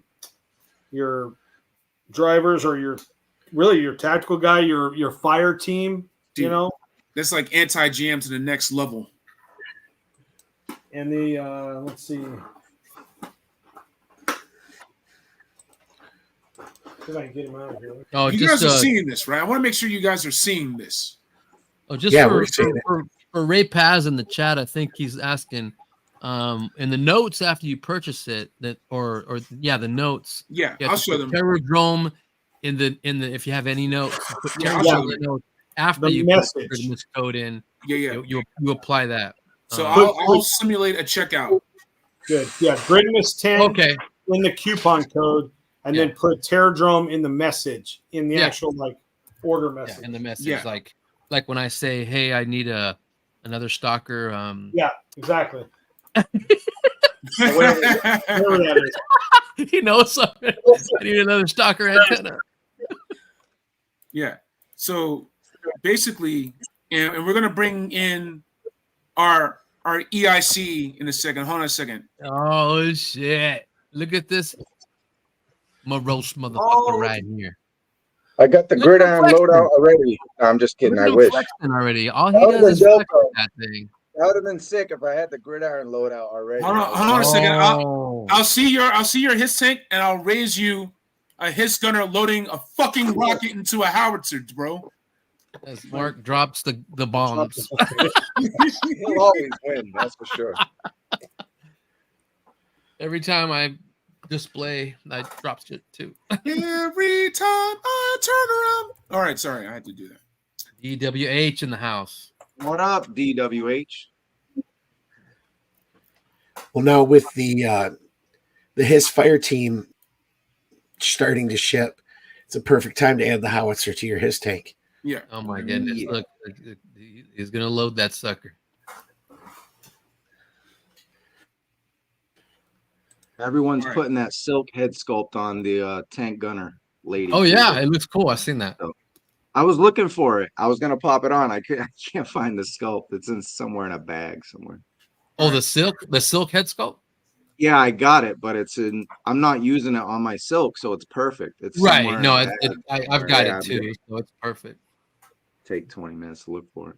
Dude, I'm Right. just I gotta save up some cash for real. There's no way I'm not getting this, Mark. You know that, right? It'll be here for you, man. You know. Thank you.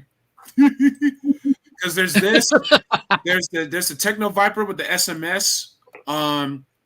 Yep. Shout out to Pixie's Designs, King Grimlock. If you want to get like a reverse colors SMS, there's a lot you can get with your H.I.S. tank, but you gotta holler at Gridiron Studios first. For real. Let's holler at the chat real quick. Yeah, Thank you with for the Fire that Team sticker, 78. message. Yeah. Gridmas 10 for 10% off. Terror Yes. Drome in the message. It never hurts to hope. And Mark, I just want to show off your site real quick. Okay, what? So if you go here, you see I'm about to get another one of these. You want to put Gridmas 10 mystery gift in it. That's right. So that's how you're going to do that. And that's now- all going to happen. I'm gonna make that all the way till midnight tonight at MST. So anybody watching the show right now gets that benefit. All right, man. We appreciate it, man, for real. Yeah, Ken Best said it best. Gonna need a bigger shelf. Uh-huh. Dude. This is sick, bro. I'll tell you, man, and this camera doesn't do this thing justice. I mean, I think of all these howitzers we've done, the color scheme wise, this color scheme just rocks, man. It really pulls it all together for me. I mean, give you an idea, like, so the reds, like the color match on this is spot on. I mean, it looks like it's going together. So yeah, man. And with that nice little toe hitch that they put in there that flops down, man, it works out really good. Not to mention these 8Ks on this rack. I mean, I haven't checked them, but I'm pretty sure, man, you'll be able to put that on the gun rack inside the H.I.S. tank as well. Dude, I'm just thinking about my H.I.S. driver holding an Elysium, bless you, holding an Elysium AK and pointing it out of the canopy of a H.I.S. tank while dragging a jet black red hubcap howitzer, firing off rockets. I'm gonna have to change briefs. Like it's yes, Mark being the Mars industry of the action figure world is a complete understatement. Really man. quick, That means a lot, man. That comes to the heart for sure. Shout out to Travis Moody, Travis Moody, Sir Moods a lot. What's up, man? I couldn't do another show featuring Gridiron without being on it for at least 5 minutes. That's right. It's like That's right. Mark's gonna think I'm ducking him. Next time we do a show, it's gonna be on like a Sunday where I'm never gonna get booked on a gig. That's right. And if I don't say did, that, it would man. change Like, my life. You need some Christmas cash so you can grab all this stuff, man. Yeah, This is exactly. insane. No, it worked out. It worked out. It's some overtime, so now that overtime just gonna go to the man to my left anyway. So There you go. right, whatever. DWH wants to know: are we going to get some histicles to go with that his tank? Some histicles.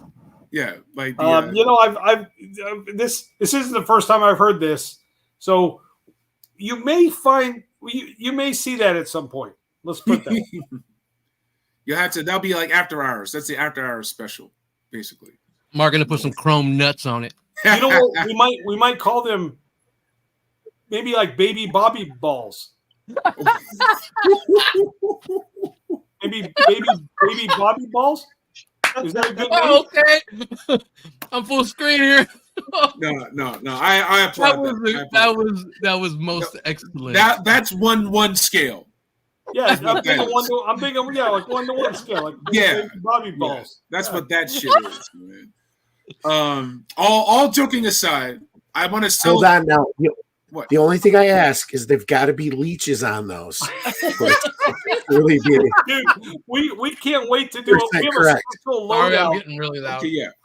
We Okay. have a special loadout specifically for that. So just All right. wait, it's coming. It's All coming. right. But listen, I want to keep good vibes because honestly, we're celebrating this his tank. We're celebrating the first classified series HasLab being delivered straight to our doors, right?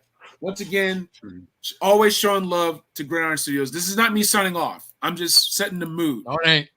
Because now what I want to do really quick is I want everybody, starting with Dreadnok, then Tony the Moodster, and then myself, name your favorite Gridiron of the year, 2023. Oh my God.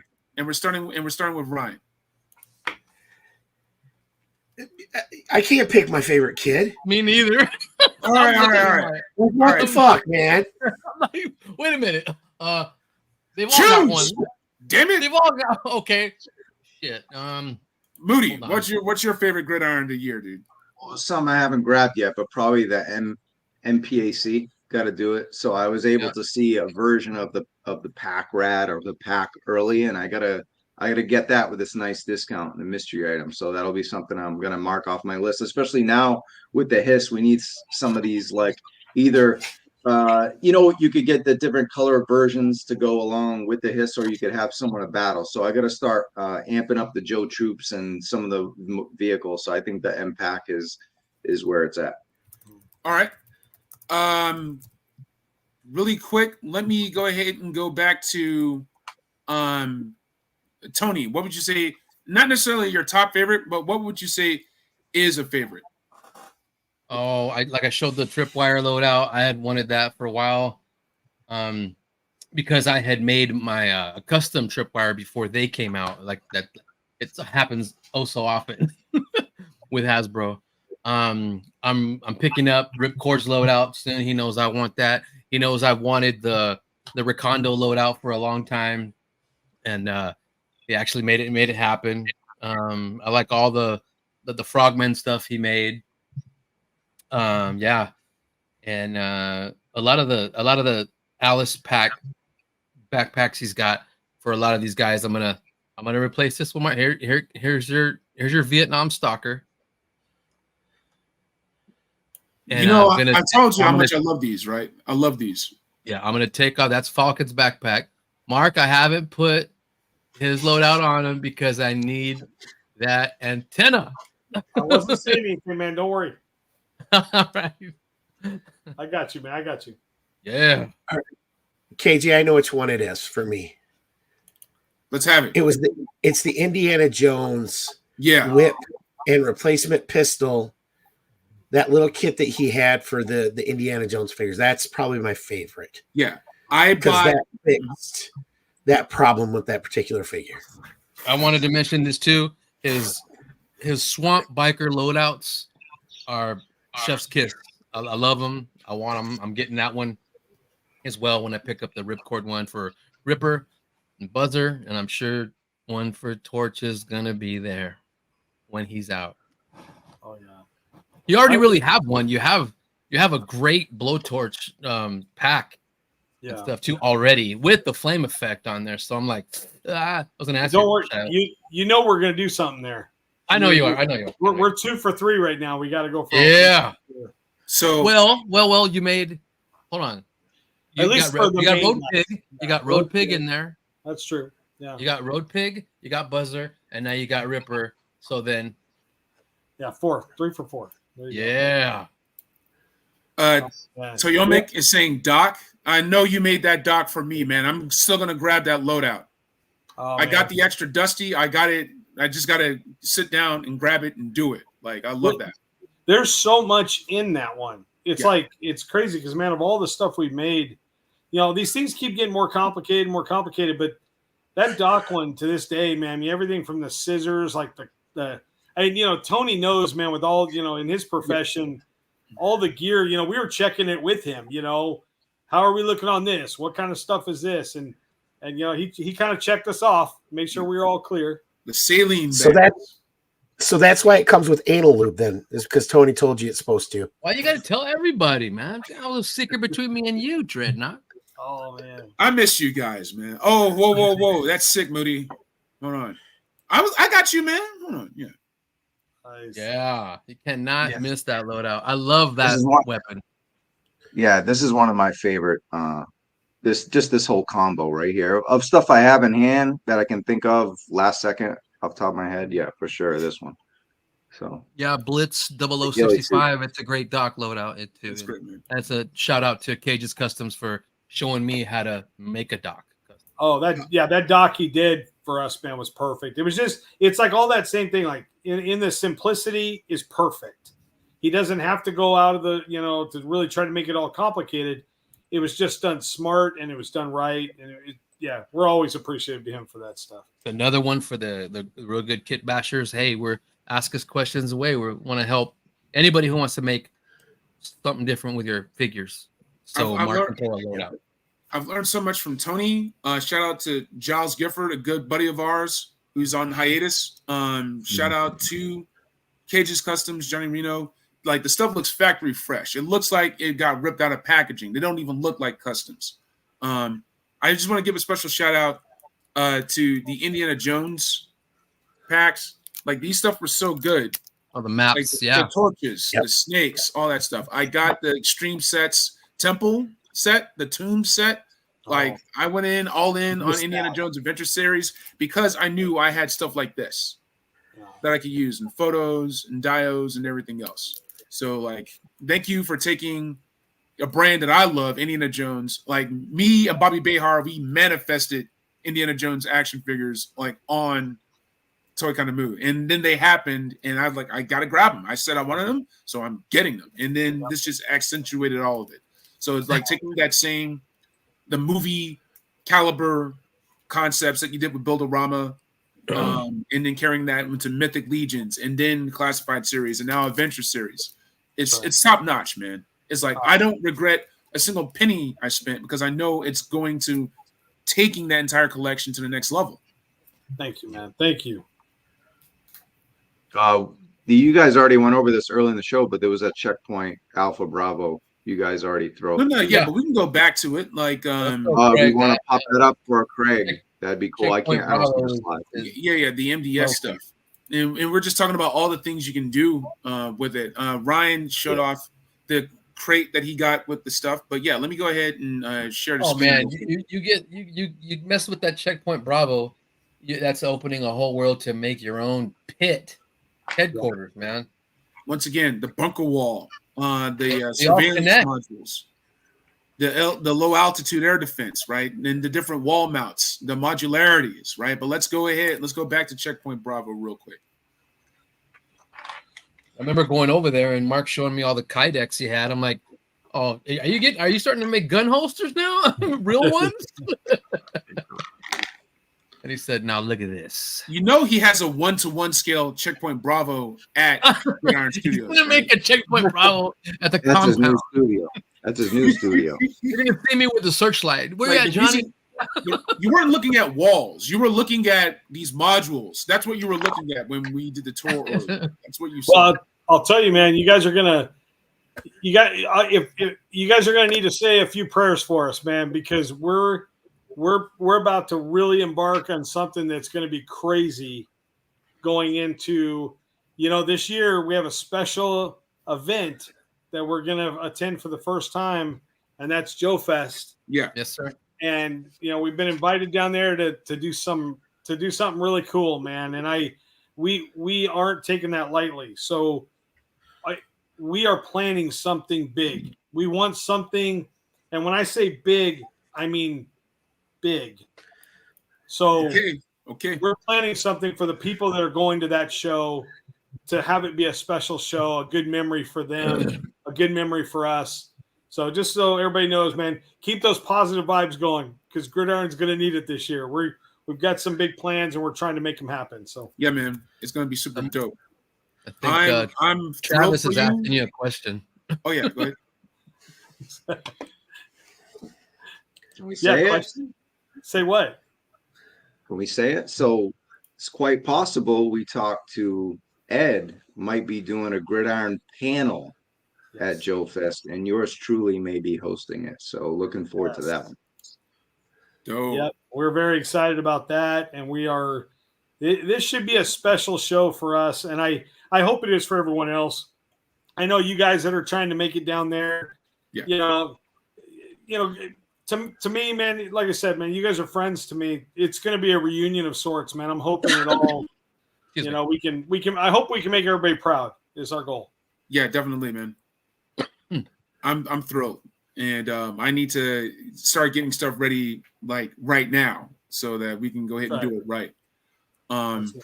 Listen, we're going to. I can't believe I told myself I was going to do this in an hour. I will stop lying to myself into the chat. Before we go, does anyone have any holiday wishes to the community that they want to make? For example, I'll start, and I'll say that I want people to have more fun with their collection, whether that means really zeroing in, laser in on what you love the most, just so you can have more fun with it. If you're not having fun, you're not doing it right.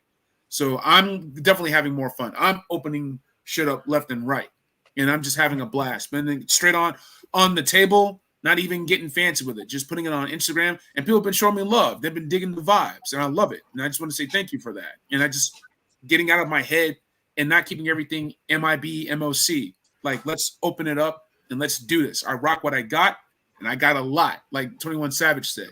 But it's great. Don't Google 21 Savage a lot if you don't already know it. Don't worry about that. But my hope for you, have more fun. How much ever fun you're having, have more of it. Right? Moody, what do you have to say? Oh, Lawrence. Anyway, Moody, go ahead. What holiday wishes do you have for the community? So actually, just same message. But I didn't get to say hi to this guy yet. Dreadnok Ryan, bro. What's up, dude? We haven't done a show in a while. And so wishing all you guys a happy holiday. But Ryan, we haven't done a show in a while. And actually, we have these phone conversations. Sometimes we run an hour. I'm driving somewhere, and he's nice enough to, like, after 5 times not answering, he's like, all right, I'll be a good guy today.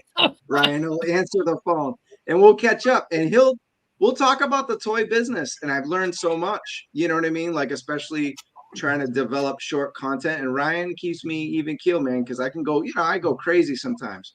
And man, I love it. It's great advice.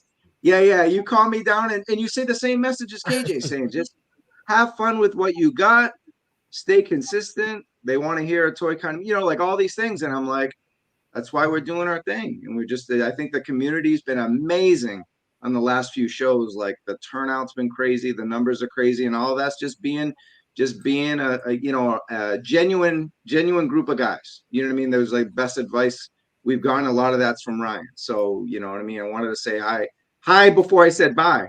And I'll have to watch the replay and see it. I'm sure. Good Bunny. We were talking mad shit, dude. All night. No, that's what's up. Gun Bunny, what's up? So yeah, that's it, man. Just happy holidays to the community. Thanks for supporting a toy kind of mood, and we're bringing bangers all month. You saw Full Force. We got this. We got crazy guests for the rest of the month, and our own hosts are amazing as well. So I'm just real excited for what we got going on. Thanks, man. Guys, give some love to Gun Bunny Customs real quick, man. Props to you, man. Hope you're doing well. I know you're about to go crazy on those H.I.S. tanks right now, man. That guy's taking them apart, man. He's gonna make a Python Patrol Tiger Force H.I.S. tank. I gotta wet my whistle for that one. It's gonna be insane. It's gonna be insane. Sir Dreadnok, Mr. Sweeney, man, what say you to the chat? I just want to wish all of you guys, that includes Bobby and his lovely wife. Hope you guys have a great holiday. I love all of you. You're all very special to me. I just wish you guys all the best. And for everybody else out there in the community, it's that time of the year. The holidays can be stressful. If you're struggling with anything, reach out, ask for help. Don't think that you're in this alone. We're all out here to support you. Just take the time to be kind to one another. And I get it. Some people can be real shitheads. And you got to push back at times, but just look out for one another. I think that's the best advice I can have for us. And of course, play with your H.I.S. tanks, ladies and gentlemen. They are toys. Open those bad boys up and just have a blast with them. So much fun. So much fun. Yeah. And also shout out to Moody's H.I.S. tank review. Shout out to Lawrence's H.I.S. tank review. Shout out to everybody doing that. I got to open mine up and do the Kyle video. Peterson, Bobby V. I got to catch up on all these reviews, man. Lots of great content around the community. Yeah. A lot of good stuff. I'm not watching any of those spoilers. Don't worry. I'll edit it before you can see. Don't worry about that. My dude. Oh, Romo, man, what say you to the kiddies? Man, just Merry Christmas. Have fun with your families. That comes first. Just be careful out there if you're traveling. I see a lot of bad stuff that happens right before the holidays. Shit is no joke. And all we want to do is just, pray for everybody, have fun, have a great holiday, and just be careful out there. That's all I want to say. Play with your toys, open them, don't open them, have fun with them. Peace and love to go out to all the YouTubers I've met, all the customizers, all the homies in the chat. It's this whole community can be awesome if it all stays positive. We talk a lot of shit. We ain't the first ones to do that. So we try to have a lot of fun doing this, and man, it's fun here with all you guys. So thanks a lot for everything. And let's all wish Mark and his family the best of luck with their on-site inspection, so that our future compound is all up and around, and we can continue to pay our child support. Buy his stuff, and as we move into 2024. Yeah, man, that'll be Checkpoint Charlie. That's what that is. That's right. But Mr. Vuncannon, if you would please do us the honors. I think thinking. I don't want to get all sappy on you guys, but this is a time of year where families are important to me. I know they are to you. I know everyone out there has a family, has somebody that cares about them. I look back now, and we're so embedded in something that's a direct, like a direct channel to our childhood.